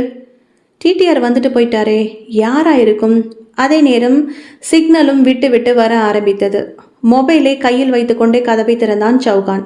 யாரும் இல்லை. வெளியில் அந்த பக்கமும் இந்த பக்கமும் அந்த கூபை முழுசும் எட்டி பார்த்துவிட்டு திரும்பவும் கதவை தாளிட்டு விட்டு உள்ளே வந்து தன் கட்டிலில் சாய்வாக படுத்தான். மொபைலை தூக்கி பிடித்து கொண்டே, யாரும் இல்லடா, யாரோ தட்டின மாதிரி இருந்துச்சு, ஒருத்தரையும் காணோம். நீ சொல்லு, ஏன் இப்படி பயந்து சாகிற? சதீஷுக்கும் அவன் டேடிக்கும் எனிமிஸ் அதிகம் டியூட். யாரோ அவனை கொலை பண்ணிட்டாங்க. என்னையும் உன்னையும் லோகேஷையும் விசாரணைன்ற பேர்ல போட்டு டார்ச்சர் பண்ணிட்டாங்க. இப்பதான் ரிலீஸ் ஆகி நானே கிளம்புறேன். இதுல நீ வேற. அவன் ஆவிதான் பழி வாங்குது, பேய் தான் வந்து டான்ஸ் ஆடுதுன்னுட்டு. கடுப்பேத்தாதடா என்று பேசிக்கொண்டிருந்தவன் திடீரென தன் கழுத்துக்கு பின்னால் அந்த வெம்மையான மூச்சு காற்றை உணர்ந்தான். யாரோ அவன் அருகே மூச்சு விடும் சத்தம் அவனுக்கு மிக அருகில் கேட்டது. சட்டென எழுந்து உட்கார்ந்து பின்புறம் திரும்பி பார்த்தான். என்னடா என்றான் தீபன். ஒண்ணுமில்ல, யாரோ என் பின்னாடி மூச்சு விடுற சத்தம் கேட்டது. இப்போது மீண்டும் கேட்டது அந்த அமானுஷ்ய சத்தம், தீபனுக்கே துல்லியமாக. அவன் முகம் பீதியில் வெளுத்தது. டே, என்னடா சொல்ற? என்னை குருவாயிரப்பா, ஆவி இப்போ வந்துடுச்சு போல இருக்கே என்றவன் திடீரென முகம் மாறினான். சௌஹான், என்னடா? உனக்கு பின்னாடி யாரோ இருக்காங்க. எனக்கு பின்னாடியா என்று ஸ்லோ மோஷனில் திரும்பினவன் ஹா என்று அலறியபடியே தடால் என மல்லாக்க விழுந்தான். ஃபோன் ஒரு பக்கம் போய் விழுந்தது. அடுத்த சில நிமிடங்களுக்கெல்லாம் சௌஹானின் மரண ஓலமும் ஒரு அமானுஷ்ய குரலின் பேய் சிரிப்பும் கலந்து ஒலித்து பின் அடங்கிவிட்டது. ஓர் அமானுஷ்ய நிசப்தம் குடிகொண்டது அந்த இடத்தில். தீபன் விதிர்த்து போயிருந்தான். சௌஹான்? பதிலில்லை. ஃபோன் மட்டும் விட்டத்தை நோக்கி மல்லாந்திருந்தது. அதே நேரம் ஒரு கருப்பு புகை போன்ற படலம் கிளம்பி மேலே போவதை பார்த்தான் அவன். திறந்த வாய் மூடவில்லை. அந்த உருவம் சற்று மேலெழும்பி போனை நோக்கி விற்றென வந்தது. அப்படி வரும்போதே அந்த புகை மூட்டத்தின் கண்களும் வாயும் தோன்றி அவனை பார்த்து கோரமாக சிரித்தது. கடைசியில் உங்ககிட்ட தான் வருவேன் என்று விட்டு தன் கோரமான வாயை நீளமாக திறந்து ஹாவென கத்தவும் போன் திரை உயிரிழந்தது. அடுத்த நொடி மயக்கமாகி பொத்தென தன் அறையில் கீழே விழுந்தான் தீபன். அவன் நினைவுக்கு வந்தபோது சௌஹானின் மரண செய்தி அவனை எட்டி இருந்தது. அத்தியாயம் 15. எல்லாவற்றையும் தன் அச்சனிடம் சொல்லிவிட்டு விக்கி விக்கி அழுது கொண்டிருந்தான் தீபன். கீழே தரையில் உட்கார்ந்திருந்தான். அவன் தலை சேரில் உட்கார்ந்திருந்த அவன் அப்பாவின் மடியில் இருந்தது. அதிர்ந்து போய் அமர்ந்திருந்தார் ஹரிதேவ். நல்லவனா இருந்தாலும் தன் மகனின் கூடா சகவாசம் எப்பேற்பட்ட இக்கட்டில் கொண்டு போய் மாட்டியிருக்கிறது. இறந்து போன அந்த பிரேதாத்மாவின் தீராத பகைக்கு ஆளாகி இருக்கிறான் தீபன். மடி மேல் தலை வைத்து விக்கி விக்கி அழுது கொண்டிருந்த தன் மகனின் தலையை மெதுவாக வருடி கொடுத்தார். என்ற மோனே, நீ நேரடியா தப்பு எதுவும் செய்யாட்டியும் அந்த தவறை தடுக்காம உடந்தையா இருந்திருக்கு. அஃப்கோர்ஸ் உன்னுடைய மது போதை உன் அறிவை மழுங்கடிச்சிடுச்சு. நீயும் உன்னாலான எல்லா முயற்சியும் செஞ்சிருக்கு. ஆனா காமம் தலைக்கேறின அந்த கல்பிரிட்ஸ்க்கு உன் நியாயம் எதுவும் காதல ஏறலை. கொலை நடந்ததுக்கு அப்புறமாவது நீ போலீஸ்க்கு சொல்லியிருக்கலாம், ஏன் சொல்லலை? அவன் அமைதியாக இருந்தான். உனக்கு பயம், நீயும் சேர்ந்து மாட்டுவியோன்னு. அப்படியே நீ சொல்லியிருந்தாலும் அது செல்லுபடி ஆகுமான்னு தெரியல. ஏன்னா அவங்க பணபலமும் அதிகார பலமும் படைச்சவங்க. என்னாலேயும் ஓரளவு தான் போராட முடியும் அவங்களோட. நடந்த எதையும் நம்மால மாற்ற முடியாது கேட்டோ, ஆனா அதனால நேர்ந்த தவறை நிச்சயமா சரி செய்ய முடியும். இப்போ அந்த 2 பிரேதாத்மால யாருடையது உங்களை பழிவாங்கணும்னு அலையுதுன்னு எனக்கு அறியல. சரி, அந்த பொண்ணு யார் என்னன்னு தெரிஞ்சதா? தலையசைத்தான் தீபன். அவ பேர் மயூரி. அவ பிணத்தை இன்னும் கண்டுபிடிக்கல. ஆத்துல தூக்கி எறிஞ்சாங்க. திருப்பூர்ல எங்கேயோ. அங்க அம்மா கூட இருக்கிறதா அவ சொன்னா. தையல் கடை வச்சிருப்பாங்கன்னு சொன்னா. ஹரிதேவ் யோசித்தார். கொஞ்சம் முயற்சி பண்ணினா கண்டுபிடிச்சிடலாம் அவங்களை. சரி, அந்த வடநாட்டு பையன் யார் என்னன்னு தெரியுமா? அவன் நியூஸ் பேப்பர்லையும் மீடியாலையும் வந்தது. போலீஸ் அவன் யாருன்னு கண்டுபிடிச்சிடுச்சு. நீலாம்பூர் பக்கம் தென்னம்பாளையம் கிட்ட ஏதோ ஒரு ஏரியாவில் அவன் மனைவியோடு இருந்தானாம். பேரு பூபேந்திரபால். அவன் ஒய்ஃப்க்கு 5 மாதம் முன்னாடி தான் குழந்தை பிறந்திருக்கு. அட கடவுளே! வா கிளம்பு. முதல்ல அந்த பூபேந்திரபாலோட மனைவி எங்கே இருக்கான்னு கண்டுபிடிச்சு நாம கூட எஸ்டேட்டுக்கு கூட்டிட்டு வந்து நாம பத்திரமா பார்த்துக்கலாம். அதுக்கு முன்னாடி அந்த பொண்ணு இங்க இருக்கா இல்லை அவ சொந்த ஊருக்கே போயிடுச்சான்னு தெரியலை. இதுக்கெல்லாம் முன்னால நாம நம்ம பெரிய திருமேனியை பார்த்துட்டு வந்துடலாம். அவருடைய உதவி இப்போ நமக்கு ரொம்ப தேவை. கிளம்பு. அடுத்த சில நிமிடங்களுக்கு எல்லாம் அவர்களுடைய சில்வர் கிரே நிற இன்னோவா சீறிக்கொண்டு கிளம்பியது. பெரிய திருமேனி என்று சொல்லக்கூடிய அவர்களுடைய குரு வழி வந்த வேலிப்புழா கீழநல்லூர் பரமேஸ்வரன் நம்பூதிரியின் அந்த வீட்டருகே நின்றது அவர்களது கார். அத்தியாயம் 16. ஆற்றங்கரை ஓரமாய் மரங்கள் அடர்ந்த பகுதிகளுக்கு நடுவே வேலி படலுக்குள்ளே அமைந்திருந்த தகடுகள் வேயப்பட்ட அந்த வீடு சிறிய கொட்டாரம். வாசலில் சிலர் திண்ணையில் உட்கார்ந்திருந்தனர். நடந்து வரும் ஹரிதேவை பார்த்துவிட்டு அவர்கள் மரியாதையாய் எழுந்து நின்றனர். உள்ளிருந்து வெளிவந்த இருவர் திருமேனியின் சீடர்கள். ஹரிதேவை நன்கு அறிந்தவர்கள். ஹரிதேவையும் தீபனையும் உள்ளே வரவேற்று அழைத்து போய் தாழ்வாரத்தில் கீழே விரிக்கப்பட்ட பாயில் உட்கார்த்தி வைத்தனர்.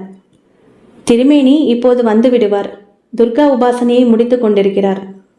அப்போது சிறு மணியின் கிணிகிணி ஓசையை தொடர்ந்து மூலிகை சாம்பிராணி மனம் அந்த சிறிய கொட்டாரம் எங்கும் தவழ ஆரம்பித்தது. சிறிது நேரத்திற்கெல்லாம் பெரிய திருமேனி அந்த பூஜை அறையை திறந்து கொண்டு வெளியில் வந்தார். தாழ்வாரத்தில் உட்கார்ந்திருந்த இருவரும் எழுந்து போய் அவரது கால்களில் விழுந்து நமஸ்கரித்து எழுந்தனர்.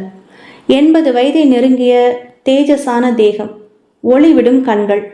எந்தா ஹரிதேவா, சௌக்கியமாயிட்டு உண்டோ என்றபடி அவர் தலையில் கை வைத்து ஆசிர்வதித்தவர் அடுத்து தீபனின் தலையில் ஆசிர்வதிக்க வந்தார்.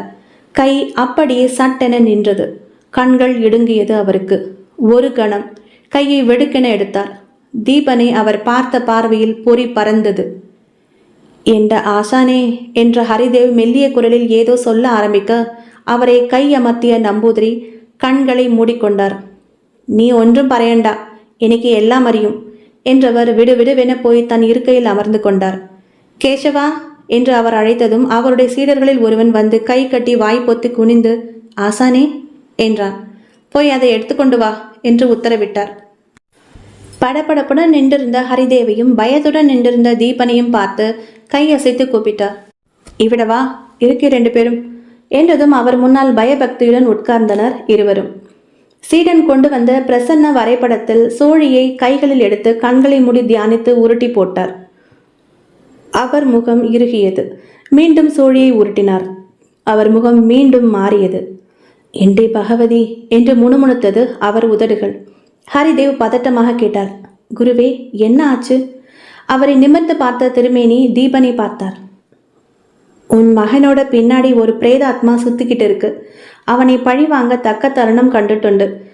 ஆவி இன்னும் 2 நிமிஷங்களில் உன் மகனை தண்டிக்கும். தீபனுக்கு மயக்கம் வராத குறை. ஹரிதேவ் அதிர்ந்தார். குருவே, என் மகன் ஒரு தப்பும் செய்துட்டில்ல. எல்லாம் இவனென்ற மித்திரர்கள் செய்ததானு எனக்கு அறியும் ஹரிதேவ்.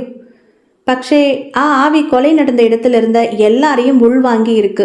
அதனால் உன் மகனும் அதற்கு பகையாளிதான். தப்பை தட்டி கேட்காத உன் மகனும் குற்றவாளியாத்தான் அதன் கண்ணுக்கு தெரிவான். ஹரிதேவ் கேட்டார். ஆவி செத்துப்போன ஆனா அல்லது பெண்ணா ஆசானே?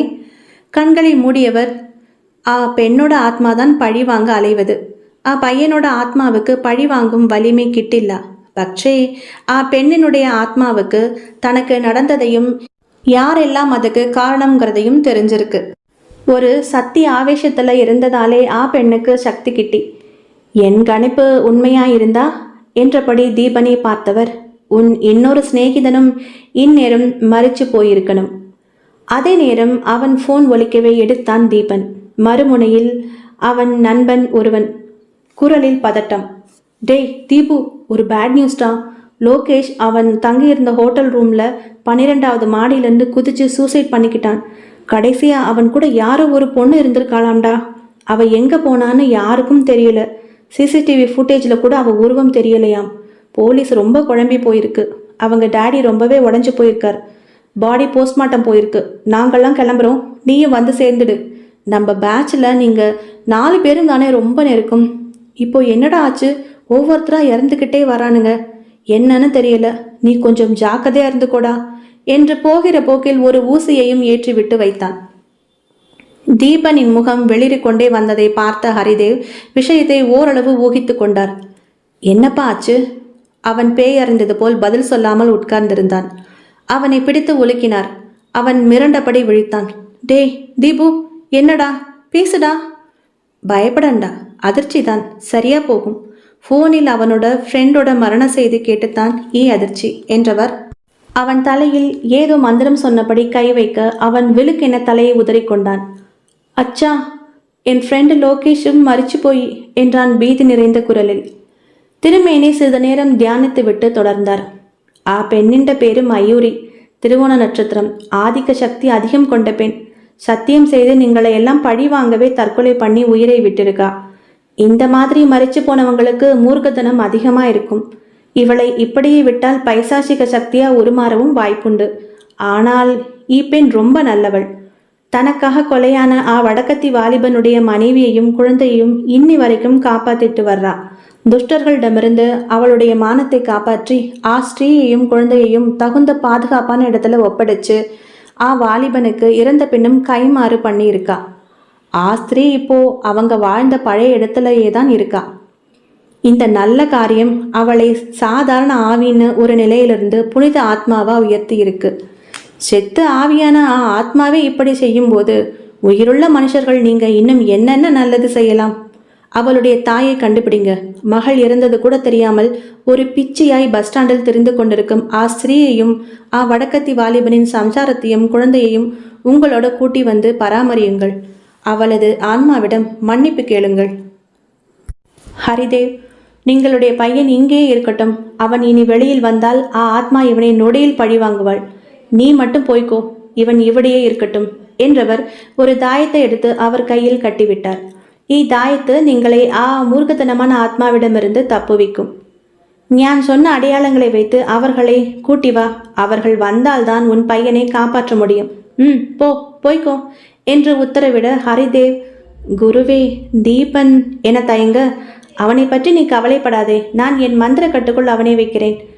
ஆத்மா இவனை தேடித்தான் இப்போ வந்துட்டுருக்கு ஆக்ரோஷமா. சீக்கிரம் வா. நியாய அநியாயங்களை பிரித்து பார்க்குற தன்மையை ஆத்மா இழக்கிறதுக்குள்ளே மனுஷங்களை இங்கே கூட்டி வா. ஹரிதேவ் பரபரப்பாக எழுந்து திருமேனியை நமஸ்கரித்து விட்டு கிளம்பினார். இங்கே லோகேஷின் கதையை முடித்துவிட்டு தீபனை தேடி அலைந்தாள் மயூரி. பேயுருவமாய் அலைந்து அவனை அவன் வீட்டில் காணாததால் ஆக்ரோஷம் பொங்க அவனது ஆத்மாவின் வாசனையை நுகர முனைந்தாள். தீபனின் ஆத்ம வாசனை அவளை கொண்டு வந்து நிறுத்தியது திருமேனியின் வீட்டு வாசலில். அத்தியாயம் 17. அவள் வருவதை முன்கூட்டியே உணர்த்திவிட்டன அறிகுறிகள் திருமேனிக்கு. சீடர்களை அழைத்து விளக்குகளை அந்த கொட்டாரம் முழுவதும் ஏற்றச் சொன்னார். யாகம் தொடங்க ஆயத்தம் செய்ய ஆரம்பித்தனர். யாகத்தீயின் முன்பு ஒரு பெரிய கோலம் இடப்பட்டு சுற்றிலும் மந்திர கயிறுகள் பின்னப்பட்டது. அந்த கோலத்தின் முன் அதைவிட பெரிய கோலம் இடப்பட்டு அதன் நடுவில் பெரிய குத்து விளக்கு வைக்கப்பட்டது. அதை அம்பிகையாக கருதி பட்டு வஸ்திரம் சாற்றி குங்கும அர்ச்சனை செய்ய ஆரம்பித்து வழிபட ஆரம்பித்தார் நம்பூதிரி. அவர் நாவில் மந்திர உச்சாடனம். வாசலின் கிழக்கு மூலையில் பெரிய துளசி மாடம். அதற்கு பக்கத்தில் போடப்பட்ட கோலத்தின் நடுவில் உட்கார்ந்திருந்தான் தீபன். அவனை சுற்றிலும் கண்ணுக்கு தெரியாத மந்திரக்கட்டு போடப்பட்டிருந்தது. அச்சம் நிறைந்த விழிகளோடும் நெஞ்சு நிறைய படபடப்போடும் நடப்பவற்றை எல்லாம் பார்த்து கொண்டிருந்தான். என்ன நடந்தாலும் அந்த இடத்தை விட்டு அசையக்கூடாது என கட்டளையிட்டிருந்தார் திருமேனி. நள்ளிரவை நெருங்கிக் கொண்டிருந்த நேரம். அமைதியான அந்த இடத்தில் திருமேனியின் மந்திர உச்சாடன முணுமுணுப்பும் யாகத்தேயின் சடசடக்கும் ஒலியும் மட்டும் கேட்டு கொண்டிருந்தது. காற்று கூட வீசாமல் நிசப்தம் எங்கும் உறைந்து போயிருந்தது. அதே நேரம் பக்கத்தில் சலசலத்து ஓடிக்கொண்டிருந்த ஆற்றின் நடுவில் இருந்து அந்த வெளிச்சம் புறப்பட்டது. வெளிச்சத்தை தொடர்ந்து உள்ளிருந்து ஆற்றின் நீரானது அப்படியே மேல் நோக்கி ஒரு தென்னை மர உயரத்திற்கு எழும்பியது. அப்படி எழும்பிய நீரானது கண், காது, மூக்கு, கை, கால்கள் கொண்ட ஒரு ஸ்திரீயின் உருவமாக மாறத் துவங்கியது. நிலவின் வெளிச்சத்தில் தண்ணீர் துகள்கள் வைர துணுக்குகளாய் ஜுவலித்தது. ஆற்றிலிருந்த அந்த பெண் நீர் உருவம் சளக் குளக் என்ற சத்தத்தோடு நீரை கிழித்து கொண்டு நடக்க ஆரம்பித்தது. நெருப்பு துண்டங்களாய் ஜுவலிக்கும் அதன் கண்கள் அங்கும் இங்கும் அலை பாய்ந்து கொண்டிருந்தது. அத்தியாயம் 18. வானில் பௌர்ணமி முழு வீச்சில் தன் கிரணங்களை பூமிக்கு பாய்ச்சி கொண்டிருந்தான். நிலவின் ஒளியில் ஆற்றிலிருந்து அப்படி ஓர் ஜல உருவம் நடந்து வந்து கொண்டிருப்பதை சோனி நெஞ்சம் படைத்தவர்கள் யாரேனும் பார்த்தால் கட்டாயம் மோட்சம் உறுதி. அவ்வளவுக்கு அமானுஷ்யமாக இருந்தது அந்த காட்சி. அங்கும் இங்கும் அலைபாய்ந்து கொண்டும் காற்றில் தன் கைகளை வீசிக்கொண்டும் நடந்து வந்த அந்த உருவம் இப்போது ஒரே திசையை குறிவைத்து நடக்க ஆரம்பித்தது. அதன் கால்கள் வந்து சேர்ந்தது திருமேனியின் வீட்டின் முன்னால். வாசலின் மையத்தில் நின்று அந்த வீட்டையே தன் நெருப்பு கண்களால் உற்று பார்த்தது.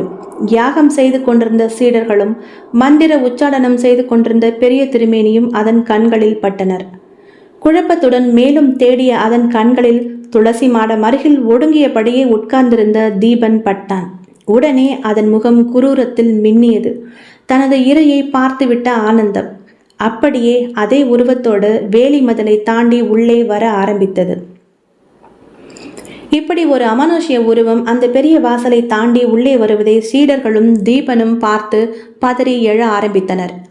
ஆசானே, குருவே என்றபடி எழுந்திருக்க முயன்ற தீபனே, எழுந்திருக்கண்டா, அப்படியே உட்கார் என்ற திருமேனி நம்பூதிரியின் குரல் அதட்டி உட்கார வைத்தது. கண்களை திறக்காமலேயே யாகத்தை தொடர்ந்து செய்யுங்கள் என்ற அவரது குரலை தொடர்ந்து சீடர்கள் மறுபடியும் உட்கார்ந்து வேள்வியை தொடர ஆரம்பித்தனர். தன்னை நோக்கி தண்ணீர் சிதற சிதற வழிந்தபடி நடந்து வரும் அந்த அமானுஷ்ய உருவத்தை கண்கள் பிதுங்க பார்த்தபடியே உடல் விடவிடக்க உட்கார்ந்திருந்தான் தீபன். வேக வேகமாய் வந்த அந்த ஜல உருவம் தீபனை நோக்கி தன் நீர் சிதறும் கைகளை நீட்டி தொட முயற்சிக்க வீல் என்ற ஒரு அலறல் சத்தம் எழுந்தது அதனிடமிருந்து. பின்னோக்கி துள்ளி பானை நீரை தெரித்தது போல் தரையில் சொத்தென சிதறி விழுந்தது. அதன் முகத்தில் நம்ப முடியாத தன்மை.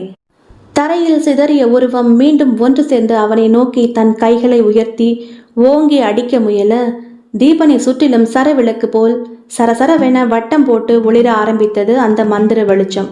அதை பார்த்ததும் அதன் கண்களில் பயம் தெரிந்தது. அத்துடன் ஆத்திரம் அதிகரிக்க திரும்பி அப்போதுதான் தான் இருக்கும் சூழலை ஆராய்ந்தது.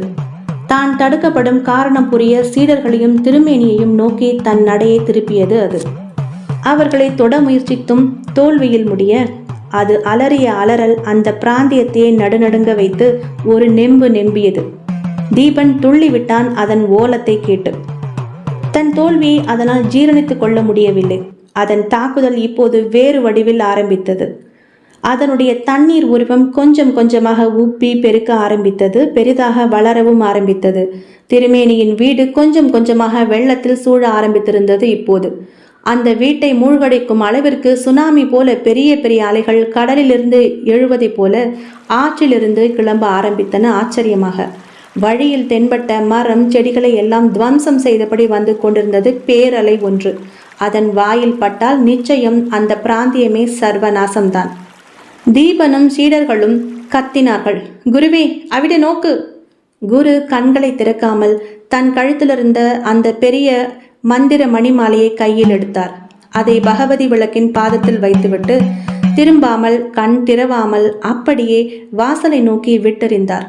வாசலை மூழ்கடிக்க மேல் எழும்பி வந்த அந்த பேரலையை நோக்கி அந்த மாலை விழ பயங்கர இடிகள் முழங்கியது போல் ஒரு சத்தம். கண்ணை பறிக்கும் மின்னல் ஒன்று பேரொளியுடன் வெட்டியது. தீபன் கண்களை மூடிக்கொண்டான். ஒரு பெண்ணின் அலறல் ஒன்று வெளிப்பட்டது. ஆச்சரியப்படும் வகையில் பேரலை அப்படியே ஒரு சொட்டு நீராக மாறி கீழே விழுந்தது. வெள்ளமும் அப்படியே பின்னோக்கி நகர்ந்து ஆற்று நீரினுள் ஐக்கியமானது. தீபன் கண்களை திறந்தான். பிரமித்தான். சுனாமியும் இல்லை, வெள்ளமும் இல்லை. திருமேனியை பார்த்தான். அவர் வீசி எறிந்த அந்த மந்திர மாலை வந்த வேலையை முடித்துவிட்டு சமர்த்தாய் அவர் கைகளில் தஞ்சம் புகுந்திருந்தது. பத்மாசனத்தில் உட்கார்ந்து அந்த மாலையை கண்கள் மூடி மணிமணியாக உருட்டி கொண்டிருந்தது அவரது கைகள். அவரது உதடுகள் துர்கா அஷ்டோத்திரத்தை உச்சரித்துக் கொண்டிருந்தது. இதனிடையில் ஒரு பெண்ணின் விசும்பல் சத்தம் கேட்டு பார்வையை திருப்ப ஏகமாய் அதிர்ந்தான் தீபன். அவருக்கும் குத்து விளக்கிற்கும் அப்பால் போடப்பட்டிருந்த மந்திர நூல் கட்டப்பட்டிருந்த அந்த கோலத்தின் நடுவில் அவள் உட்கார்ந்திருந்தாள். ஆம், அவளே தான், மயூரி. சற்று முன் ஜலமோகினியாக வந்து அந்த இடத்தையே அதகலம் செய்து விட்டிருந்த மயூரி. அவளின் ஆத்மாவை ஆற்று நீரிலிருந்து பிரித்து விட்டிருந்தார் திருமேனி. தலையை கவிழ்ந்து கண்ணீர் உகுத்தபடி அதே மஞ்சள் நிற சுடிதாரில் மழையில் நனைந்தவளைப் போல ஈரம் சொட்ட சொட்ட முழங்கால்களை கட்டி கொண்டு உட்கார்ந்திருந்தாள் அவள். அவளது நெஞ்சின் மையத்திலும் பின் முதுகிலும் கடப்பாரை சொருகிய ஆழமான இரத்த காயம். அவளது விம்மல் சத்தம் கேட்டதும் கண்களை திறந்தார். அவளை பார்த்தார். அவர் பார்வையில் கனிவு தெரிந்தது. மோளே மயூரி என்றார் கனிவான குரலில். அவள் தலையை உயர்த்தி அவரை பார்த்தாள். நின்றே கோபம் நியாயமானதுதான் மோளே. நின் சாவுக்கு காரணமான பாபிகளை நீ வேட்டையாடினப்போ இயற்கையே அதற்கு துணை நின்னது. பகவதி ஆசி உனக்கு கிட்டியது. ஆனால் தீபன் எந்த பாதகமும் எனக்கு செய்திட்டில்லா கேட்டோ. உன்னை காப்பாற்றத்தான் அவன் கடைசி வரை முயற்சி செஞ்சான். இன்னும் அவன் முயற்சி பண்ணியிருந்தாலும் செத்துப்போன இளைஞனோட கதிதான் இவனுக்கும் கிட்டியிருக்கும். ஆனாலும் அவன் முடிந்தவரை உன்னை காப்பாற்றத்தான் முயற்சி செய்தான். உனக்காக வாதாடினான். அது உனக்கும் தெரியும் அல்லே? அவள் மௌனமாயிருந்தாள். பேசு மயூரி, அவனை நீ க்ஷமிக்கணும். அவள் வாய் திறந்தாள். அவன் காரை என் மேலே இடிச்சதால தான் நான் கீழே விழுந்தேன். அந்த பாவிகளின் கண்ணையும் பட்டேன். என் வாழ்க்கையும் முடிஞ்சது. எல்லாத்துக்கும் காரணம் இவன்தான். இவனை எப்படி விடுறது? எல்லாவற்றிற்கும் பரிகாரம் உள்ளது மயூரி. அதை செய்ய அவன் தயாரா இருக்கான். ஒரு நிரபராதியை தண்டிச்சு தேவியின் அருளை இழந்து ஒரு பைசாசமா மாறப்போறியா நீ? அவள் மறுப்பாய் தலையசைத்தாள். இல்லை, நான் அவனை பழி தீர்த்தே ஆகணும். இல்லை என்றால் என் ஆத்மாவுக்கு சாந்தி கிடையாது. அப்படியென்றால் நான் நின்னை காலகாலத்துக்கும் கட்டுக்குள் வைத்திருக்க வேண்டியதுதான். அவள் ஏதோ கோபமாய் சொல்ல முற்பட்ட வினாடி வாசலில் ஹரிதேவின் கார் கிரீச்சிட்டு வந்து நின்றது. காரிலிருந்து அவர்கள் இறங்கினர். ஹரிதேவ், மயூரியின் தாய், தலை கலைந்து ஆடை கிழிந்த பைத்தியக்கார கோலத்தில். பூபேந்திரபாலின் மனைவி அமிர்தா கை குழந்தையுடன். அருகே அவள் வீட்டு உரிமையாளர் ராமசாமியும் மனைவி கனகமும். அனைவர் விழியிலும் மறுச்சி தெரிந்தது. ஹரிதேவ் பறக்க பறக்க ஓடி வந்தார். என்டே குருவே, வழியெல்லாம் மரம் செடியெல்லாம் விழுந்து கிடக்கு. ஊர் மக்கள் இடத்தில் சுனாமி வந்ததா பேசிக்கிட்டாங்க என்றபடியே விரைந்து வந்தவர் கோலத்தினுள் அமானுஷ்ய உருவமாய் உட்கார்ந்திருந்த மயூரியை பார்த்தார். ஆசானே, இது என்று திக்கினார். பேடி கண்ட ஹரிதேவ், பெண்ணிண்ட ஆத்மா மயூரிதான். மயூரி, அவிட நோக்கு, அது யாருன்னு தெரியுதா? அவள் திரும்பினாள். கண்களில் கண்ணீர், ஏக்கம். அம்மா என்றபடி அந்த கோலத்தை விட்டு வெளியேற முயன்றாள். முடியவில்லை. உன் அம்மாவையும் வாலிபனுடைய மனைவியும் குழந்தையும் அவர்களை காலம் முழுவதும் பராமரிக்க தீபனும் அவன் தந்தையும் ஆவலாயிட்டு உண்டு. உனக்கும் வாலிபனுக்கும் நேர்ந்த அநியாய கதிக்கு இவர்கள் பிராயச்சித்தம் செய்ய தயாராயிட்டு உண்டு. தீபனை தண்டிச்சு மீண்டும் அவர்களை அனாதையாக்க போறியா? அவள் கண்ணீருடன் தலையசைத்தாள். இல்லை, வேண்டாம். நான் அவர்களை அந்த நிலைக்கு ஆளாக்க மாட்டேன். நான் தீபனை விட்டுடுறேன், போயிடுறேன். ஆனால் எனக்கு ஆத்மசாந்தி நீங்க தான் அளிக்கணும். நிச்சயமா மோளே. அம்பிகையின் மலர் பாதங்களில் உன் போன்ற ஒரு புனித ஆத்மாவை அவள் மலர் போல ஏற்றுக்கொள்வாள். அவளது காவல் தேவியரில் ஒருத்தியாய் நீ மாறலாம். மயூரா தேவி என்ற பெயரில் உன்னை உன் குடும்பத்தினர் வழிபடுவார். உன்னை குலதெய்வமாய் ஏற்றுக்கொள்பவருடைய வாழ்வின் நலன்களை நீயே பாதுகாக்கும் சக்தியாக நீ மாறும் வரத்தை அம்பிகை உனக்கு அளிப்பாள். அதற்காக நான் பிரார்த்தித்துக் கொள்கிறேன்.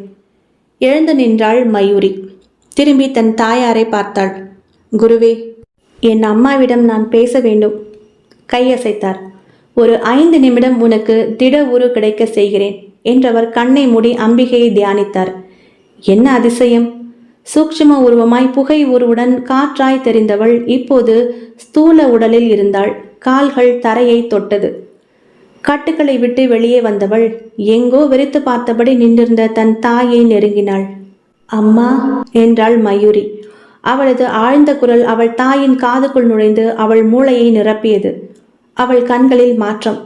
மீண்டும் அம்மா என்றதும் மயூரி என்றது அம்மாவின் உதடு. அவளது நிலை குத்தின பார்வை மாறி இப்போது விழிகள் மயூரியின் மீது படிந்தது. என்ற கண்ணு, மயூரி எங்கடா போன என் கண்ணு என்று அழுதபடி வந்த அவளை கட்டி கொண்டு கதறினாள் மயூரி. அம்மா, என் விதி முடிஞ்சது அம்மா. உண்மையை ஏத்துக்கிட்டு வாழ பழகிக்கோ. நான் உன் கூட தான் எப்பவும் இருப்பேன். இனி இவங்க தான் உன் குடும்பம் என்றபடி அமிர்தாவையும் தீபன் ஹரிதேவையும் நோக்கி கை காட்டினாள். அம்மா கண்ணீருடன் தலையசைத்தாள். மயூரி அமிர்தாவை பார்க்க அவள் இவளை கையெடுத்து கும்பிட்டாள். வீட்டுக்காரரையும் மனைவியையும் பார்த்தவள், உங்களை நான் ரொம்ப தொல்லை பண்ணிட்டேன், என்னை மன்னிச்சிடுங்க. அவர்களுக்கு கண் கலங்கி விட்டது. கடைசியில் தீபனிடம் வந்தாள். உண்மையில் நீ தெரிஞ்சு எந்த பாவமும் செய்யாதவன். கோபம் என் கண்ணை மறைச்சிடுச்சு. எல்லாரையும் பார்த்துக்க. அமிர்தாவுக்கு ஒரு நல்ல வாழ்க்கையை அமைச்சு கொடு. இது அவள் கணவன் பூபேந்திரபாலின் கடைசி விருப்பம். அவளுக்கு புரியவை என்று சொல்லிவிட்டு திருமேனியின் முன் வந்தாள். குருவே, நான் தயார். என் மனசிலும் நினைவிலும் எந்தவித உணர்ச்சிகளும் இப்போது இல்லை. நிர்மலமாய் இருக்கு. என் கடமை முடிந்தது. நான் கிளம்புறேன் என்றபடி கை கூப்பினாள். பகவதியை தியானித்தபடி அர்ச்சனை குங்குமத்தையும் அக்ஷதையையும் தீர்த்த நீரையும் அவள் மேல் மந்திரம் சொல்லி போட கண்ணை பறிக்கும் ஒளி வெள்ளம் அவள் இருக்குமிடத்தை ஆக்கிரமித்தது. அது அப்படியே நகர்ந்து ஊர்ந்து தேவியின் காலடியில் வீழ்ந்து மறைந்தது. எல்லோரும் பார்த்து கொண்டிருக்கும் போதே மயூரி என்று கதறினாள் அம்மா. தீபன் அவள் அருகே வந்து, அழாதீங்கம்மா, நான் உங்களுக்கு மகன். இனி அமிர்தா என் சகோதரி. இனி உங்களை ஞான் பார்த்து கொள்ளும். காலில் விழுந்து எழுந்தான். ஹரிதேவ் என்ற ஆசானே என்றபடி பரவசத்துடன் திருமேனியின் காலில் விழ, எல்லாம் அம்பிகையின் அருள். அம்மே பகவதி என்று குத்து விளக்கை பார்க்க அது முன்பை விட பல மடங்கு பிரகாசமாய் ஒளிர்ந்தது. முற்றும்.